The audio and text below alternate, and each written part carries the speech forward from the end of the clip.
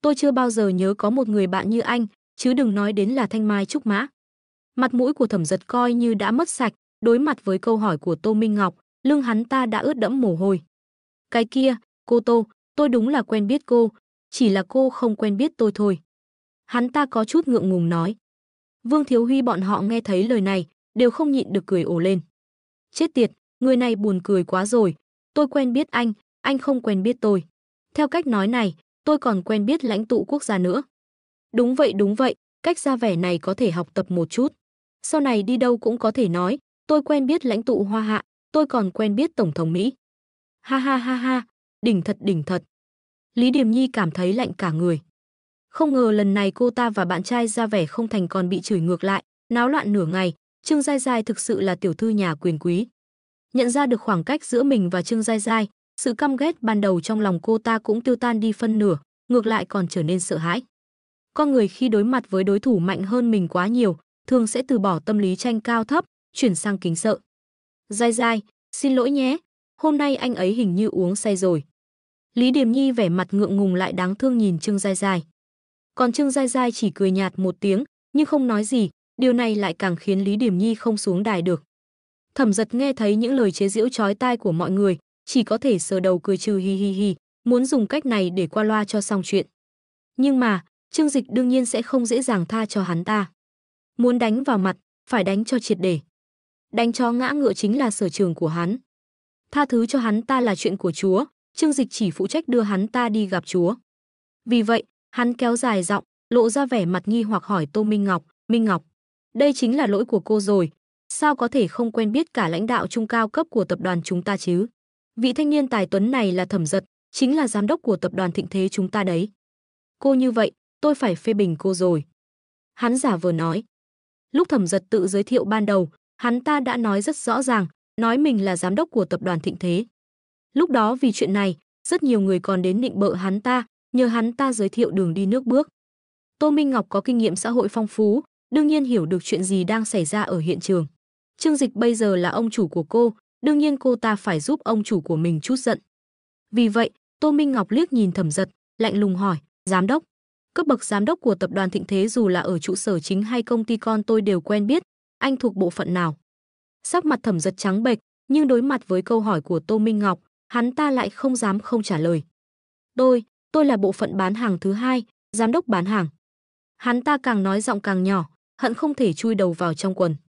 Nhưng sau khi nghe câu trả lời này, khóe miệng Tô Minh Ngọc cũng nở một nụ cười lạnh. Thì ra là như vậy à? Trương Dịch hỏi, ý là sao? Tô Minh Ngọc giải thích với mọi người, phòng kinh doanh là bộ phận kiếm lời chính của tập đoàn, cần phải chịu trách nhiệm giao tiếp với khách hàng bên ngoài. Vì vậy, để nhân viên kinh doanh thuận tiện hơn trong quá trình giao tiếp, nên thẻ công tác của mỗi nhân viên kinh doanh đều in chữ quản lý kinh doanh. Tuy nhiên, đây chỉ là một cách gọi thôi, thực tế chỉ là nhân viên kinh doanh bình thường, không phải cấp bậc quản lý thực sự. Chức vụ này giống với quản lý sảnh của ngân hàng. Câu nói này vừa được Tô Minh Ngọc thốt ra, bầu không khí tại hiện trường lập tức thay đổi. Quản lý sảnh có phải là quản lý không? Nếu bạn nói vậy thì hoàn toàn là đang lừa bịp, ai cũng biết công việc chính của quản lý sảnh là chạy bàn. Ồ, cả hội trường vang lên một tràng tiếng xuýt xoa. Các bạn học trong lớp nhìn Thẩm Dật bằng ánh mắt kỳ lạ, đã không còn kiêng dè gì mà bắt đầu chế giễu. Không phải chứ, làm âm ý cả buổi trời, ở đây giả vờ thành người thành đạt, giả vờ là lãnh đạo của tập đoàn Thịnh Thế, hóa ra chỉ là một nhân viên bán hàng nhỏ bé à. Tôi còn tưởng mình đã đi qua kính rượu với anh ta, đối xử với anh ta rất lịch sự, tình cảm đều phí hoài cả, chán quá. Có một vài người nóng tính đã đi tới, tức giận nói với Lý Điềm Nhi và Thẩm Dật, Lý Điềm Nhi, Thẩm Dật, hôm nay hai người quá không ra gì rồi, giả vờ gì với chúng tôi vậy, muốn tỏ ra mình có địa vị đúng không? Đều là bạn học cùng lớp, đâu cần phải nói dối chứ. Rõ ràng chỉ là một nhân viên nhỏ, còn ở đây giả vờ là giám đốc cấp cao, chẳng ra sao cả. Mọi người vừa uống xong rượu, lúc này nhận ra mình bị lừa đều rất tức giận, có gì nói nấy. Lưu Nguyệt và Trịnh Văn thấy tình hình không ổn, cũng vội vàng chuồn sang một bên, nhanh chóng phân định ranh giới với Lý Điềm Nhi và những người khác. Nhưng Lý Điềm Nhi không chạy thoát được, Thẩm Dật là bạn trai của cô ta, cũng là người cô ta đưa đến để chọc tức Trương Giai Giai. Bây giờ lộ tẩy rồi, cả hai đều không chạy thoát được. Mọi người đừng nói như vậy, Thẩm Dật anh ấy thực ra rất lợi hại. Dù sao anh ấy cũng là nhân viên của Thịnh Thế. Mặc dù bây giờ Lý Điềm Nhi hận không thể tìm một cái lỗ để chui xuống, nhưng vẫn không quên giúp Thẩm Dật lấy lại chút thể diện. Dù sao Thẩm Giật mất mặt thì cô ta càng mất mặt hơn. Một cô gái cao giáo khinh thường hừ lạnh một tiếng, có thể giống nhau sao? Làm việc 4-5 năm mới chỉ là một nhân viên nhỏ cũng có thể khoe khoang sao? Cô hỏi xem trong số những người có mặt ở đây có ai không làm được không? Đại học Hải Phong là trường danh tiếng trong nước, vì vậy những lời cô ta nói không có gì sai. Trương Dịch ung dung tự tại xem vở kịch hay này, Thẩm Giật và Lý Điềm Nhi bị toàn bộ bạn học lên án, từ nay về sau danh tiếng này coi như hỏng bét rồi. Đầu của Thẩm Giật sắp cúi xuống đến tận quần, sắc mặt của Lý Điềm Nhi cũng rất khó coi. Nhưng lúc này, cũng có người còn tỉnh táo phát hiện ra một điều. Ê, vừa rồi nhìn thái độ của anh trai Trương Giai Giai và Tô Minh Ngọc, sao lại giống như cấp trên và cấp dưới vậy? Người bên cạnh cũng nói, đúng vậy, không ổn rồi. Tô Minh Ngọc là nữ hoàng thương mại nổi tiếng cả nước, ai ở Thiên Hải có thể khiến cô ấy đối xử như vậy? Đặc biệt là mấy cô gái thông minh hơn, đã tụ tập lại bắt đầu bàn tán về thân phận thực sự của Trương Dịch. Ở Thiên Hải, còn có ông chủ công ty nào có thể khiến Tô Minh Ngọc khách sáo như vậy? Lớp trưởng Vương Thiếu Huy cũng là người rất khéo léo, nghe thấy mọi người thì thầm, anh ta mượn hơi men đi tới hỏi, anh Trương Dịch, có thể hỏi thăm một chút không? Công ty của anh tên gì? Mọi người đều lười để ý đến Thẩm Giật và Lý Điềm Nhi, đều dựng tai lên, cũng hướng mắt về phía này. Trương Dịch cười hì hì, nhìn Tô Minh Ngọc rồi nói, tôi còn tưởng là rõ ràng lắm chứ, phải không, Minh Ngọc? Tô Minh Ngọc cũng cười gật đầu, đúng vậy, Tổng Giám đốc Trương. Lúc này, không cần ông chủ phải mở lời, Tô Minh Ngọc là người từng trải trong chốn thương trường, đương nhiên biết lúc nào nên nể mặt ông chủ. Cô ta chắp hai tay theo tư thế lễ nghi chuẩn mực nhất đặt trước bụng, sau đó xòe một bàn tay chỉ vào Trương Dịch nói, anh Trương Dịch, chính là Tổng Giám đốc của tập đoàn Thịnh Thế chúng tôi. Nụ cười trên mặt Vương Thiếu Huy đột nhiên đông cứng, ly rượu trong tay cũng suýt rơi xuống đất. Không chỉ hắn ta, tất cả mọi người đều ngây người tại chỗ, rượu cũng tỉnh hơn phân nửa. Chàng trai trẻ đẹp trai trước mắt này, lại là Tổng Giám đốc của tập đoàn Thịnh Thế, người giàu nhất Thiên Hải. Hơn nữa vừa rồi họ còn cùng nhau nâng ly chúc tụng. Chuyện này giống như mơ vậy. Sau khi Tô Minh Ngọc nói rõ thân phận của Trương Dịch, cả phòng im lặng như tờ, tất cả mọi người đều ngây người nhìn Trương Dịch, nhất thời không biết phải làm sao. Trước mặt họ là một cơ hội ngàn năm có một khi có thể có chút quan hệ với Trương Dịch, tìm được một công việc ở Thịnh Thế, họ có thể bớt đi nhiều năm phấn đấu.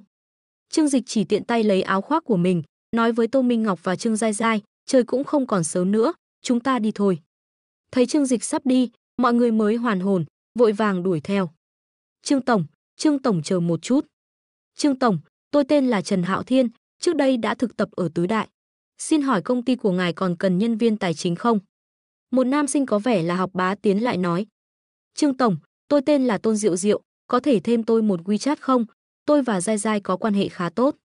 Một nữ sinh có nhan sắc hơi cao vuốt tóc, cố gắng để mình trông thật xinh đẹp và quyến rũ rồi cười nói. Lớp trưởng Vương Thiếu Huy cũng tiến lại, vẻ mặt có phần nịnh nọt nói, Trương Tổng, thật không ngờ chúng tôi lại có cơ hội được ăn cơm cùng ngài. Thật sự là vinh hạnh của toàn thể lớp 2 chúng tôi. Mọi người đồng thanh nói, đúng vậy, thật may mắn quá. Nếu ai biết chúng tôi có cơ hội này, thì còn không phải ghen tị chết sao. Mặc dù họ chỉ là sinh viên năm tư, nhưng phần lớn đều đã đi thực tập ở xã hội, hiểu được sự gian nan của xã hội, cũng học được một chút cách đối nhân xử thế. Gặp được chỗ dựa vững chắc như Trương Dịch, ai cũng muốn đến ôm một cái. Ngay cả bạn cùng phòng của Trương Giai Giai là Lưu Nguyệt và Trịnh Văn cũng chen vào bên cạnh, hai người họ rất thông minh. Thấy bên cạnh Trương Dịch có nhiều người như vậy, nên đều đến bên cạnh Trương Giai Giai, mỗi người ôm một bên tay cô. Giai Giai, cậu thật là quá khách sáo, anh trai cậu là tổng giám đốc của Thịnh Thế mà cũng không nói với chúng tớ. Đúng vậy, chúng ta đều là chị em tốt như vậy, không nên phân biệt tôi với cậu mới phải. Sau này chúng ta phải có phúc cùng hưởng, có họa cùng chịu. Hai người cười tươi như hoa đứng bên cạnh Trương Giai Giai, trên mặt thậm chí còn nở nụ cười đắc ý, dường như đang tuyên bố với mọi người rằng mối quan hệ của họ với Trương Giai Giai tốt như thế nào. Nhưng các bạn cùng lớp lại nhìn họ bằng ánh mắt khinh thường. Mọi người đều biết, mấy cô gái ở ký túc xá của họ ngày thường đều tụ tập lại để xa lánh Trương Giai Giai. Tuy nhiên, Trương Giai Giai sẽ có phản ứng như thế nào đây? Nghĩ đến việc khi còn học đại học, tính cách của Trương Giai Giai có phần nhu nhược, thường bị mấy người bạn cùng phòng của cô ấy lôi kéo, duy nặc nặc làm một số việc. Mọi người không khỏi thở dài, nghĩ thầm, Trương Giai Giai đừng mềm lòng nhất thời, để hai người phụ nữ này thực sự lại moi được chút lợi lộc gì từ cô ấy nữa chứ. Nhưng họ không biết rằng, Trương Giai Giai bây giờ sau khi được Trương Dịch chỉ bảo, tâm thái đã có sự thay đổi rất lớn. Bây giờ cô ấy không còn là cô gái hướng nội tự tin nữa, mà đã trở nên tự tin và dũng cảm hơn. Cô ấy thản nhiên gỡ tay Lưu Nguyệt và Trịnh Văn ra, sau đó lặng lẽ đi sang một bên, nhíu mày chỉnh lại chiếc áo khoác nhập khẩu từ Đức trị giá 80.000 của mình. Quần áo mới mua, nếu nhăn thì tệ lắm. Trương Giai Giai nói với giọng hơi trách móc. Hành động khinh thường này đã thể hiện rõ thái độ của Trương Giai Giai, trước đây đối xử với tôi không thèm để ý, bây giờ thì khiến bạn không với tới. Một nhóm nữ sinh đứng xem bên cạnh lập tức cười chế giễu, còn Lưu Nguyệt và Trịnh Văn thì đỏ bừng mặt, bởi vì Trương Giai Giai rõ ràng là đang khinh thường hai người họ, cố tình làm cho họ thấy. Gọi là gieo gió gặt bão. Một nữ sinh ở ký túc xá khác cười nói. Họ từng bắt nạt người ta như thế nào thì có lẽ đã quên rồi, bây giờ thì hối hận đi. Lưu Nguyệt và Trịnh Văn còn chưa kịp nói gì thì đã bị mấy nữ sinh khác chen ngang. Giai Giai, quần áo của cậu đẹp quá, ôi, thật ghen tị khi cậu có một người anh trai tốt như vậy. Trước đây chỉ biết cậu xinh đẹp, học giỏi, bây giờ mới biết cậu hóa ra là tiểu thư con nhà giàu, thảo nào lại giỏi như vậy. Trong lớp học cũng có những người có mối quan hệ tốt với Trương Giai Giai. Ngoài những người ở cùng ký túc xá với cô ấy, mối quan hệ của những nữ sinh khác với Trương Giai Giai đều không tệ, vì bình thường ít tiếp xúc với cô ấy nên cũng không có mâu thuẫn gì. Nhưng bây giờ, mọi người đều rất nhiệt tình vây quanh, như thể họ là những người bạn thân nhiều năm. Nếu hỏi ai là người xấu hổ nhất trong toàn trường, thì không nghi ngờ gì nữa chính là Lý Điềm Nhi và Thẩm Dật. Mọi người đều biết chuyện họ bày trò muốn trêu chọc Trương Giai Giai. Bây giờ thân phận của Trương Giai Giai đã được xác nhận là tiểu thư đích thực, mà cô ta lại dẫn một người bạn trai giả mạo đến để lừa mọi người, vì vậy lúc này đã bị mọi người nhất trí tẩy chay. Cô ta cũng không ngờ rằng 4 năm đại học của mình lại bị hủy hoại trong buổi họp lớp học kỳ cuối cùng. Còn Thẩm Dật thì mặt cắt không còn giọt máu, trong lòng đau khổ muốn sụp đổ. Nếu đắc tội với người khác thì cũng chẳng sao, nhiều nhất là bị người ta cười nhạo. Nhưng Thiên Thiên người này lại là sếp của mình. Không biết xấu hổ thì không sao, nhưng nếu mất đi công việc ở tập đoàn Thịnh Thế này thì đối với hắn ta mới là tổn thất lớn nhất. Nhà hắn ta cũng chỉ có chút tiền, không thể coi là hào môn. Lúc trước để hắn ta vào làm ở Thịnh Thế cũng đã tốn không ít tiền. Hơn nữa, vì công việc của hắn ta ở Thịnh Thế cũng mang lại cho gia đình hắn ta không ít tin tức nội bộ của Thịnh Thế, kiếm được không ít tiền. Bây giờ nếu bị Trương Dịch đuổi việc, hắn ta sẽ bị bố đánh chết. Điềm Nhi, em đi cầu xin giúp anh đi, nếu không thì anh mất việc mất. Thẩm Dật kéo tay áo Lý Điềm Nhi nói. Bây giờ hắn ta chỉ có thể cầu xin Lý Điềm Nhi ra mặt, để Trương Giai Giai nể tình bạn cùng phòng mà tha cho hắn ta. Lý Điềm Nhi không muốn đi chút nào, cô ta không muốn mất mặt, vì cô ta đã mất mặt đủ rồi. Em không đi đâu, bị đánh vào mặt đã đủ đau rồi. Nếu thành công, anh sẽ mua nhẫn kim cương cho em. Thẩm Dật nghiến răng nói. Lý Điềm Nhi nghe thấy hai chữ nhẫn kim cương thì mắt sáng lên, lập tức phấn chấn hẳn. Được rồi, em sẽ thử xem. Cô ta chuẩn bị cảm xúc một chút, sau đó mắt đỏ hoe, khiến Thẩm Dật trước mặt ngây người. Hắn ta không biết, tất cả những cô gái trà xanh hàng đầu đều có diễn xuất ngang ngửa ảnh hậu Oscar. Hu hu, hu hu. Lý Điềm Nhi khóc lóc đi đến trước mặt Trương Giai Giai, hai mắt cô ta dụi mạnh đến mức đỏ hoe. Giai Giai, xin lỗi, tớ không nên lừa cậu, thực ra, tớ nên sớm nên nói với cậu rằng Thẩm Dật không phải là giám đốc của Thịnh Thế. Chỉ vì tớ quá hâm mộ tập đoàn đó, nên mới để Thẩm Dật nói dối. Cậu bảo anh trai cậu đừng đuổi việc Thẩm Dật được không? Khi Lý Điềm Nhi tức giận, cô ta có thể đấu với các bà cô trong siêu thị 300 hiệp. Nhưng khi cô ta giả vờ yếu đuối, cô ta lại có thể trông giống như một đóa hoa sen trắng lay động trong cơn mưa bão, như thể có thể bị gió mưa tàn phá bất cứ lúc nào. Vẻ mặt như hoa lê đẫm mưa, thực sự khiến người ta thương cảm. Cộng thêm những giọt nước mắt thực sự chảy xuống, thực sự khiến người ta không nỡ trách móc. Các bạn nam trong lớp nhìn thấy Lý Điềm Nhi như vậy, đều không khỏi động lòng trắc ẩn. Ngay cả những bạn nữ còn chưa hiểu rõ về xã hội, nhìn cũng thấy hơi đau lòng. Đừng khóc nữa, có chuyện gì to tát đâu, mọi người đều là bạn học, nói ra là xong. Một bạn nam lấy hết can đảm lên tiếng, trước đây hắn ta cũng là một trong những kẻ theo đuổi Lý Điềm Nhi, đáng tiếc cuối cùng không thành công. Đúng vậy, Giai Giai, cô nói giúp cô ấy đi. Mặc dù Thẩm Dật đã lừa chúng ta, nhưng sĩ diện cũng không phải là tội lớn, cô là người lớn không chấp trẻ con, tha cho anh ta một lần đi. Diễn xuất điêu luyện của Lý Điềm Nhi đã khiến những sinh viên đại học này cảm động, khiến họ lần lượt lên tiếng nói giúp cô ta. Trương Giai Giai có chút khó xử, cô hiểu rõ Lý Điềm Nhi là loại con gái như thế nào hơn bất kỳ ai, đương nhiên sẽ không thương hại cô ta. Nhưng bây giờ đối phương lại như vậy, nếu từ chối thì ngược lại sẽ khiến các bạn học cảm thấy mình hẹp hòi. Phải làm sao đây? Có nên kể lại đầu đuôi sự việc, nói cho họ biết từ đầu đến cuối đều là Lý Điềm Nhi bày mưu hãm hại cô không? Trương Giai Giai suy nghĩ một hồi, cúi đầu im lặng. Mặc dù cô đã trưởng thành, nhưng vẫn chưa quen với việc đối mặt với những cảnh tượng như thế này. Trương Dịch nhìn thấy mọi thứ trong mắt. Cũng chẳng trách Trương Giai Giai lúc này rơi vào cảnh khó xử, Lý Điểm Nhi loại trà xanh tâm cơ này, ngay cả trong xã hội cũng phải trải qua 3-5 năm mới có thể đạt đến trình độ như vậy, người bình thường thực sự không chịu nổi. Nhưng rất tiếc, trước mặt Trương Dịch là một lão làng, loại trà nghệ này thực sự không đáng để xem. Ngày ngày ra vào các CBD lớn của thành phố Thiên Hải, có thể nói là đã thẩm định vô số trà xanh.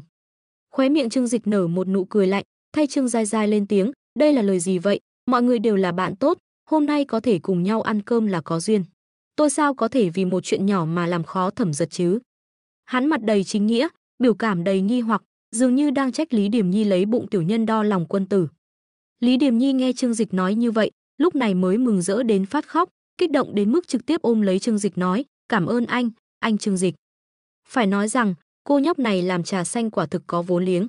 Trương Dịch cảm thấy mình như bị 2 quả đạn mềm mại bắn trúng, cơ thể suýt chút nữa không đứng vững. Các bạn học nhìn ngây người, nhưng khi nghĩ đến người phụ nữ này là Lý Điểm Nhi chơi bời nhất lớp, đột nhiên lại thấy rất bình thường. Đôi mắt Lý Điểm Nhi vẫn đỏ hoe, nhưng khi ôm lấy Trương Dịch, khóe mắt cô ta lại lóe lên một tia gian xảo. Sau khi ôm Trương Dịch, cô ta lại giống như một chú nai con sợ hãi vội vàng né tránh, mặt đỏ bừng nói, anh Trương Dịch, em xin lỗi, em hơi kích động. Trương Dịch thầm than, trình độ hơi cao, cho một chút ngọt ngào rồi buông tay, đây là muốn thả dây dài câu cá lớn sao? Hắn còn chưa kịp mở miệng, bên cạnh đột nhiên truyền đến một giọng nói lạnh lùng. Vị tiểu thư này, tên gì ấy nhỉ?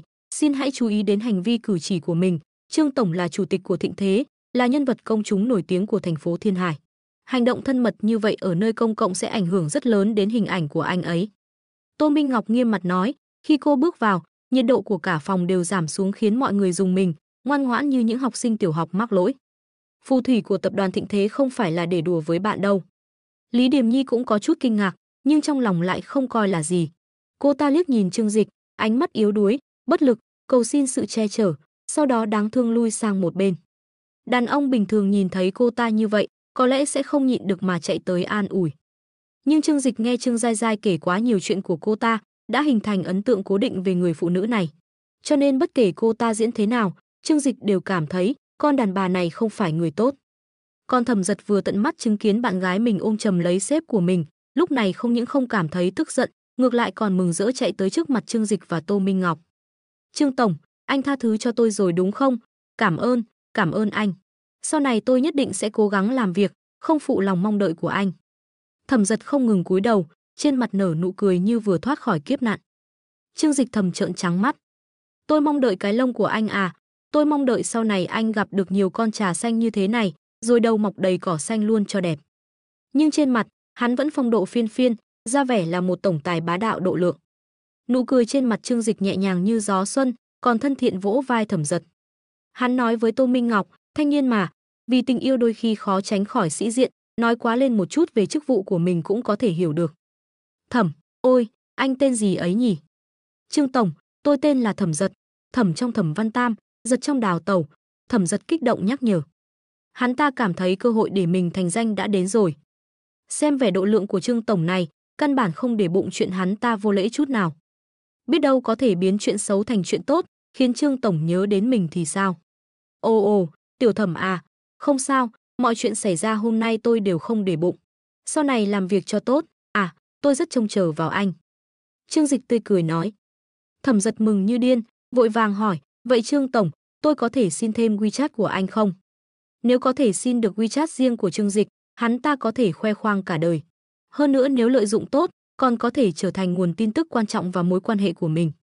Trương Dịch không chút do dự từ chối thẳng thừng, thôi bỏ đi. Có chuyện gì cần báo cáo với tôi, có thể thông qua lãnh đạo trực tiếp của anh, hoặc viết email thông qua kênh của tập đoàn. Tôi không tùy tiện tiết lộ thông tin liên lạc cá nhân. Biểu cảm của Thẩm Giật có chút thất vọng, nhưng không dám biểu hiện ra, vẫn ra vẻ nịnh nọt, vâng, lãnh đạo nói đúng. Thấy Thẩm Giật đã nói chuyện với Trương Dịch, những bạn học khác trong lớp cũng có chút không nhịn được. Có thể cùng ăn cơm với tổng giám đốc của Thịnh Thế, đối với bọn họ có lẽ cả đời chỉ có một lần.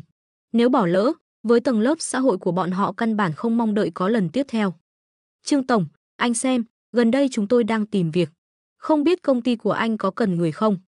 Lớp trưởng Vương Thiếu Huy cười hỏi. Câu nói này của hắn ta đã nói ra tâm tư của mọi người vừa mới tốt nghiệp, thực ra mặt mũi còn hơi mỏng, không tiện hỏi quá rõ ràng. Bây giờ Vương Thiếu Huy ra mặt giúp họ hỏi, mọi người đều thở phào nhẹ nhõm, sau đó nhìn Trương Dịch với vẻ mặt đầy mong đợi. Trương Dịch chỉ cười nhạt, Bởi vì hắn ta biết tình huống này nhất định sẽ xảy ra, cho nên trả lời thế nào hắn ta cũng đã có đáp án từ trước. Vậy thì tốt quá, mọi người đều là nhân tài của Đại học Hải Phong, nếu có thể đến tập đoàn của chúng tôi làm việc, chúng tôi chắc chắn hoan nghênh. Trương Dịch nói vậy, nhưng trên mặt không có quá nhiều biểu cảm vui mừng. Quả nhiên, hắn chuyển hướng nói, chỉ có điều là tiêu chuẩn tuyển dụng nhân viên của tập đoàn Thịnh Thế của chúng tôi cũng rất nghiêm ngặt, mà tôi lại không hiểu rõ lắm về mọi người. Tất nhiên rồi, tôi tin rằng mọi người đều là những sinh viên ưu tú có tài năng và hoài bão. Vậy thì, hắn nhìn sang Trương Giai Giai đang được các cô gái vây quanh như sao vây trăng bên cạnh, mở lời, Giai Giai khá quen thuộc với mọi người. Ai có ý định đến tập đoàn Thịnh Thế của chúng tôi làm việc thì cứ nói với Giai Giai một tiếng. Sau đó để Giai Giai giúp tôi đánh giá xem ai là người phù hợp để được tuyển dụng. Mọi người nhìn về phía Trương Giai Giai, lập tức hiểu ý của Trương Dịch. Nói cách khác, chỉ cần Trương Giai Giai giới thiệu thì họ có thể vào làm việc tại tập đoàn Thịnh Thế. Trong lúc nhất thời, mấy cô gái thi nhau vây quanh. Giai Giai, chúng ta là chị em tốt mà, lần này nhờ cậy cậu nhé. Giao Giai, ba tớ vừa mới mua cho tớ 2 chiếc túi xách phiên bản giới hạn của Chanel, tớ dùng không hết, tặng cậu một chiếc nhé. Giai Giai, sau này tớ rất muốn được làm việc cùng cậu.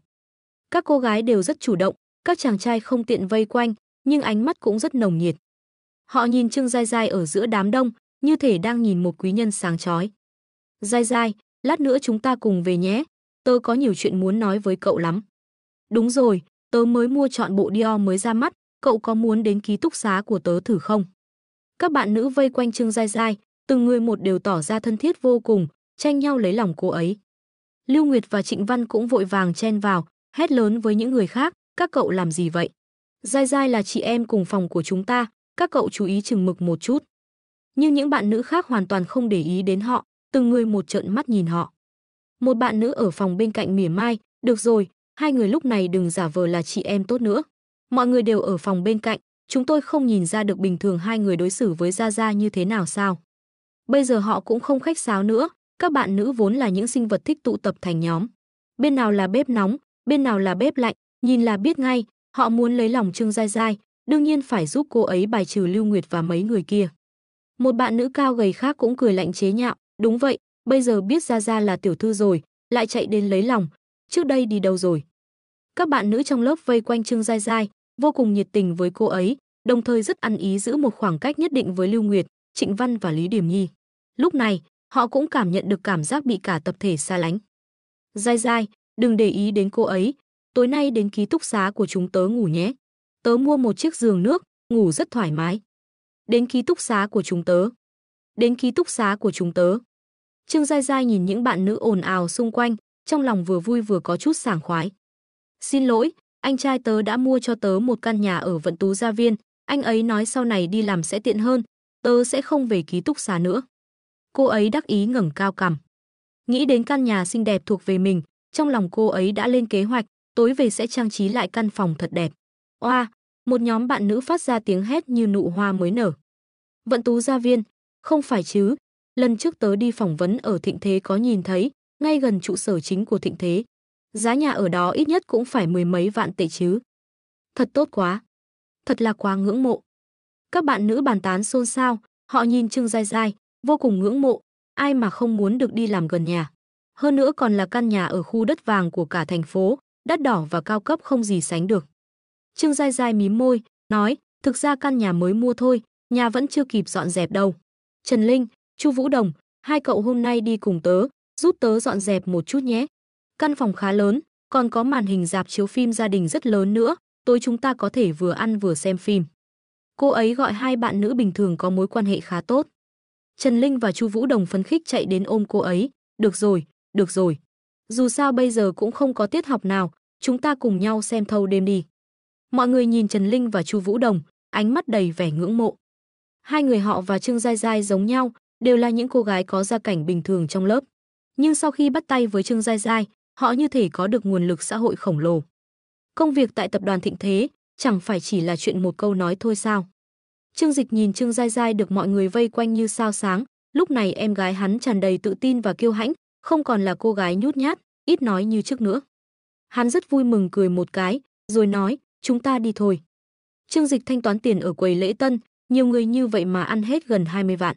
Món ăn chỉ là thứ yếu, chủ yếu là sau đó Trương Dịch đã gọi không ít rượu ngon.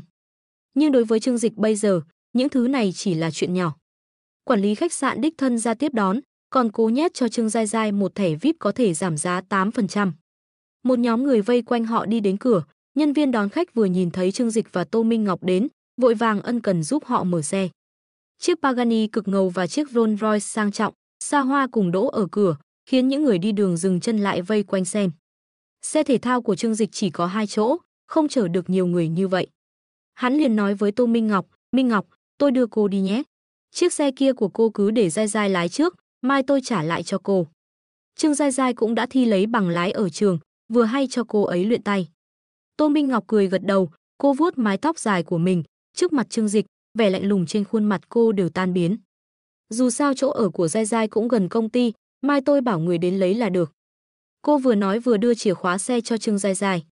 Mắt Trương Giai Giai sáng lên, nhìn thấy chìa khóa xe Rolls Royce mà vui mừng phát điên. Không chỉ đàn ông thích xe, phụ nữ cũng rất thích loại hàng xa xỉ này. Anh, tay lái em không tốt lắm, đừng làm hỏng xe nhé. Cô có chút lo lắng nói. Trương Dịch xoa đầu cô, cười nói, yên tâm lái đi, không sao đâu. Đợi khi nào em chính thức đi làm, anh tặng em một chiếc Bentley. Trương Giai Giai phấn khích gật đầu lia lịa. Còn những người bạn học phía sau thì không ngừng thở dài, họ thật ngưỡng mộ Trương Giai Giai. Có một người anh trai tốt như vậy, tặng một chiếc Bentley cũng giống như họ tặng một tấm thiệp chúc mừng vậy. Trương Dịch lên xe, Tô Minh Ngọc ngồi ở ghế phụ, hai người phóng xe đi. Tổng giám đốc Trương đi thong thả nhé, cẩn thận trên đường. Thẩm Dật và những người khác chạy theo vài bước, còn không quên ân cần hô to. Tất nhiên, Trương Dịch và những người khác không nghe thấy gì cả. Nhìn thấy bộ mặt nịnh nọt của Thẩm Dật qua gương chiếu hậu, Trương Dịch quay đầu nói với Tô Minh Ngọc, ngày mai đuổi việc anh ta đi. Tô Minh Ngọc sửng sốt một chút, sau đó không nhịn được che miệng cười phụt một tiếng. Em còn tưởng anh độ lượng tha thứ cho anh ta rồi chứ. Em phải hiểu rằng, nhà tư bản đều là những kẻ hèn hạ ích kỷ. Trương Dịch nhún vai, tại sao tôi phải giữ lại một kẻ mà tôi ghét làm việc dưới trướng mình? Độ lượng, đó là đối với những nhân viên có năng lực. Những nhân viên bán hàng như Thẩm Dật, chỉ cần họ muốn, một quảng cáo tuyển dụng có thể thu hút vô số nhân tài xuất sắc trong nước ứng tuyển, vì vậy thiếu hắn ta cũng chẳng sao. Doanh nghiệp càng lớn thì càng không phụ thuộc vào cá nhân, thiếu ai cũng vẫn hoạt động bình thường. Tô Minh Ngọc cười hỏi, nhưng hôm nay anh đã hứa không trách tội hắn ta rồi, ngày mai tôi đuổi việc hắn ta, phải dùng lý do gì mới không khiến người ta nghĩ anh là kẻ có thù tất báo chứ? Ví dụ như, vì hắn ta bước vào cửa công ty nhờ quan hệ. Trương Dịch cười trả lời. Tô Minh Ngọc nhìn nụ cười gian xảo của Trương Dịch, đột nhiên ho một tiếng, nghiêm mặt hỏi, cái này thì dễ rồi, nhưng còn một vấn đề nữa. Nói đi. Trương Dịch vừa lái xe vừa trò chuyện với cô. Tô Minh Ngọc phân tích rất nghiêm túc, năm nay chúng ta đã kết thúc tuyển dụng tại trường, nhân viên mới cũng đã tuyển dụng xong theo kế hoạch ban đầu. Nếu đưa hết bạn học của Giai Giai vào, thì e rằng không có nhiều vị trí phù hợp. Cô đang suy nghĩ về vấn đề này. Vừa rồi Trương Dịch đã hứa với Vương Thiếu Huy và những người khác, Tô Minh Ngọc nể mặt hắn nên không thể nói thẳng. Bây giờ không còn người ngoài, cô liền nói thẳng. Dù sao thì chế độ đãi ngộ của nhân viên tập đoàn Thịnh Thế rất cao, mỗi lần tuyển thêm một nhân viên mới, có nghĩa là một năm phải trả thêm 20 đến 30 vạn tiền chi phí cố định. Bạn học của Trương Giai Giai rất đông, nếu cô không nỡ từ chối bạn học, đồng ý với mấy chục người, thì sẽ mất 500-600 vạn. Tập đoàn Thịnh Thế có tiền thì đúng, nhưng cũng không thể tiêu như vậy. Là một nhà quản lý chuyên nghiệp, Tô Minh Ngọc phải tiết kiệm từng đồng cho Trương Dịch. Sau khi nghe câu hỏi của Tô Minh Ngọc, Trương Dịch gật đầu. Mặc dù 5-6 triệu đối với hắn không phải là nhiều, nhưng cũng không cần thiết phải làm kẻ ngốc. Những người đó chỉ là bạn học của Trương Giai Giai, chứ không phải là bạn thân thiết, không cần thiết phải tiêu tiền vào họ. Vấn đề này dễ giải quyết. Trương Dịch nói một cách thoải mái, đương nhiên hắn không phải tùy tiện hứa hẹn, mà thực ra đã có đối sách từ lâu. Tôi hứa sẽ cho họ một công việc, chứ không phải nhất định phải để họ vào trụ sở chính. Những người được Gia chọn, trước tiên hãy để phòng nhân sự đánh giá, nếu thực sự có năng lực, hãy sắp xếp thêm một vị trí ở trụ sở chính. Một tập đoàn lớn như vậy, nuôi thêm 2-3 người vẫn có thể được. Nếu năng lực có hạn, không phù hợp ở trụ sở chính, thì hãy chuyển xuống công ty con và chi nhánh để rèn luyện. Giao cho họ một số công việc nhàn rỗi không có nhiều không gian phát triển, chẳng hạn như in tài liệu, gửi chuyển phát nhanh. Đến lúc đó, họ sẽ tự nghỉ việc thôi. Tô Minh Ngọc ghi nhớ kỹ lời của Trương Dịch, tôi hiểu rồi, chiêu này thật cao tay. Vừa giữ được thể diện cho em gái anh, vừa không để tập đoàn bị tổn thất. Hi hi, Trương Dịch, anh thật là xảo quyệt. Đèn đỏ xanh phía trước sáng lên, Trương Dịch dừng xe trước vạch kẻ dành cho người đi bộ, vừa chờ đèn đỏ vừa nói, tôi cũng đã lăn lộn trong xã hội nhiều năm, có một số thủ đoạn nhìn thấy trong mắt, ghi nhớ trong lòng. Ngã tư phía trước, xe cộ ngang dọc qua lại, đèn đường chiếu vào từ cửa sổ, dọi vào người Tô Minh Ngọc. Ánh sáng trắng sữa khúc xạ từ đùi cô, có chút chói mắt. Trương Dịch vô thức nhìn sang, vì là mùa hè nên Tô Minh Ngọc mặc một bộ váy công sở màu đen bó sát. Vì quá cao nên vùng cấm địa trắng nõn không che đậy gì rơi vào tầm mắt. Nhìn lên trên, từ góc độ này vừa vặn nhìn thấy khe rãnh sâu hun hút hình chữ V. Đừng nhìn Tô Minh Ngọc gầy, nhưng một số chỗ lại béo không hợp lý, là mức có thể tạo áp lực rất lớn lên bàn khi ngồi xuống. Công bằng mà nói, Tô Minh Ngọc tuyệt đối là một mỹ nhân băng giá hoàn hảo. Có năng lực thì có năng lực, có nhan sắc thì có nhan sắc. Một người phụ nữ tốt như vậy, không phải là dành cho tôi sao? Tôi không phải tham lam nhan sắc của cô ấy, chủ yếu là ngưỡng mộ tài năng của cô ấy. Trương Dịch cũng là một tên háo sắc, đã bắt đầu nghĩ cách làm thế nào để tán đổ cô ấy. Vừa có thể có thêm một người bạn tốt, vừa có thể có một nguồn lao động miễn phí, chẳng phải rất tuyệt sao? Tô Minh Ngọc không phải là người mù, bị Trương Dịch nhìn táo bạo như vậy, cô đã sớm nhận ra ánh mắt vô lễ đó. Chỉ có điều khiến cô bất ngờ là, dường như, không phải là ghét lắm. Con người đều rất thực tế, đặc biệt là trong vấn đề chọn bạn đời. Tình cảm lâu ngày nảy sinh thực ra chỉ là lựa chọn tốt hơn mà thôi, thực sự gặp được nam thần và nữ thần trong lòng mình, thì đó đều là tình yêu sét đánh. Xét về mọi phương diện, Trương Dịch đều là một chàng trai độc thân giàu có và ưu tú. Bản thân hắn ta trẻ tuổi đẹp trai, hiện tại lại trở thành tổng giám đốc của một tập đoàn lớn, tiền nhiều như nước. Ngay cả một người phụ nữ kiêu ngạo như Tô Minh Ngọc, khi nhìn thấy hắn cũng không khỏi động lòng. Dù sao thì cô cũng đã 27 tuổi, một mặt vì năng lực quá xuất chúng nên không coi trọng những người theo đuổi bình thường, mặt khác lại càng khao khát tình yêu. Vì vậy, Trương Dịch đã trở thành đối tượng mà cô muốn thử hẹn hò. Thử một chút thôi mà, thử một chút thì không còn là trẻ con nữa. Khụ, hôm nay trời nóng quá nhỉ. Tô Minh Ngọc cắn môi, sau đó cố tình cởi một cúc áo sơ mi trắng bên trong bộ vest của mình. Động tác này giống như mở lồng thỏ, lập tức hai vật thể khủng bố bật mạnh về phía trước. Như ma vương giáng trần, quả là thần thái dữ tợn. Trương Dịch vô thức nuốt nước bọt, lúc này, đèn xanh bật sáng. Hắn mới nhớ ra, mình chưa hỏi Tô Minh Ngọc rốt cuộc ở đâu. Hắn cũng không biết mình muốn lái xe đến đâu. Minh Ngọc, ban đầu nói sẽ mời cô uống rượu. Kết quả là cũng không uống được, hay là chúng ta tìm một chỗ uống vài ly? Trương Dịch hỏi. Tô Minh Ngọc mím môi, quán bar thì thôi, tôi không thích những nơi ô nhiễm như vậy. Trương Dịch nghe vậy rất hài lòng. Những cô gái thích đến quán bar, vận khí đều không tệ. Trước đây, bản thân Trương Dịch cũng thỉnh thoảng đi săn gái, nên biết rõ những cô gái thường đến quán bar là loại người như thế nào. Vậy đến nhà tôi đi. Trương Dịch đề nghị. Tô Minh Ngọc nhướng mày, nửa đêm nửa hôm hẹn tôi đến nhà uống rượu, ý đồ của anh không đơn giản rồi. Nhưng mà, một là cô ta thực sự muốn trò chuyện với Trương Dịch về chuyện phát triển của tập đoàn, hai là cô ta cũng không bài xích việc tìm hiểu sâu hơn về Trương Dịch. Uống ít rượu một chút là được, tránh để hắn làm gì đó. Cô vẫn rất tự tin về khả năng tự chủ của mình. Nghĩ đến đây, cô gật đầu, được rồi, chúng ta chỉ uống một chút thôi nhé. Cô không uống được nhiều rượu, bình thường nếu có những dịp bắt buộc phải uống rượu thì cô cũng chỉ uống cho có lệ. Trương Dịch cười gật đầu, được, chỉ uống một chút thôi. Xe tăng tốc, tiếng động cơ trầm đục của Pagani vang lên, phun ra hai luồng lửa xanh lao về phía biệt thự Hemingway. Khi trở về biệt thự đã là 10 giờ, Nặc Nặc và Y Y ra đón, giúp Trương Dịch đổi dép, cởi áo khoác. Trong bếp còn người không? Trương Dịch hỏi. Nono vội vàng trả lời, có ạ, chủ nhân, bếp của chúng tôi có người trực đêm, phòng trường hợp ngài muốn ăn khuya ạ. Các đầu bếp trong nhà đều ở trong tòa nhà kiểu biệt thự ở sân sau, mỗi tháng có 2 ngày nghỉ cố định, những lúc khác đều túc trực trong biệt thự. Trương Dịch gật đầu, để họ làm chút đồ ăn đêm. Đúng rồi, Minh Ngọc, cô ăn gì? Hắn quay sang hỏi Tô Minh Ngọc. Tô Minh Ngọc cười nhạt, thực ra tối tôi đã ăn rồi, anh thích gì thì cứ gọi. Trương Dịch xòe tay, vậy thì làm cho tôi chút lòng vịt và mề vịt, phải cay nhé. Cùng với vài loại bánh ngọt tinh tế, rồi mở một chai rượu vang ủ lâu năm. Mắt Tô Minh Ngọc mở to, đồ ăn đêm mà ăn thế này sao? Nono và Y Y nhìn nhau, cười ngọt ngào, vâng, thưa chủ nhân. Hai người nhận lệnh đi chuẩn bị. Trương Dịch thấy vẻ mặt kinh ngạc của Tô Minh Ngọc, cúi đầu suy nghĩ một chút rồi hiểu ra. Sao, cô tưởng tôi sẽ ăn đồ Tây à? Tô Minh Ngọc vuốt mái tóc dài của mình, sờ vào cần cổ trắng như tuyết nói, tôi chỉ không ngờ, buổi tối anh lại thích ăn những thứ này. Đồ ăn vặt mà uống rượu vang, thật là cách ăn của người tài. Nếu những người giàu có trong xã hội thượng lưu nhìn thấy, chắc chắn sẽ đứng ra chỉ trích hắn là kẻ lắm tiền nhưng không biết cách hưởng thụ. Trương Dịch cười, cùng cô bước lên bậc thang rộng trải thảm đỏ ở chính giữa đại sảnh. Nếu cô đã điều tra thì hẳn biết tôi vốn không phải là thiếu gia nhà giàu. Vì vậy, tôi cũng không thích giả vờ thanh nhã, hưởng thụ cách ăn uống cao cấp gì cả. Ngay cả bây giờ khi tôi có tiền rồi, tôi vẫn thích sống theo ý mình. Tô Minh Ngọc nhún vai, tôi còn tưởng ít nhất anh cũng sẽ giả vờ một chút. Anh biết đấy, rất nhiều người sau khi đột nhiên có được khối tài sản khổng lồ, họ đều nóng lòng muốn tách mình ra khỏi con người trước đây. Đó là biểu hiện của sự tự ti, Trương Dịch chỉ ra một cách sắc bén, nhưng tôi cần gì phải tự ti. Bản thân những người sở hữu khối tài sản khổng lồ có thể định nghĩa sự cao quý và thanh lịch.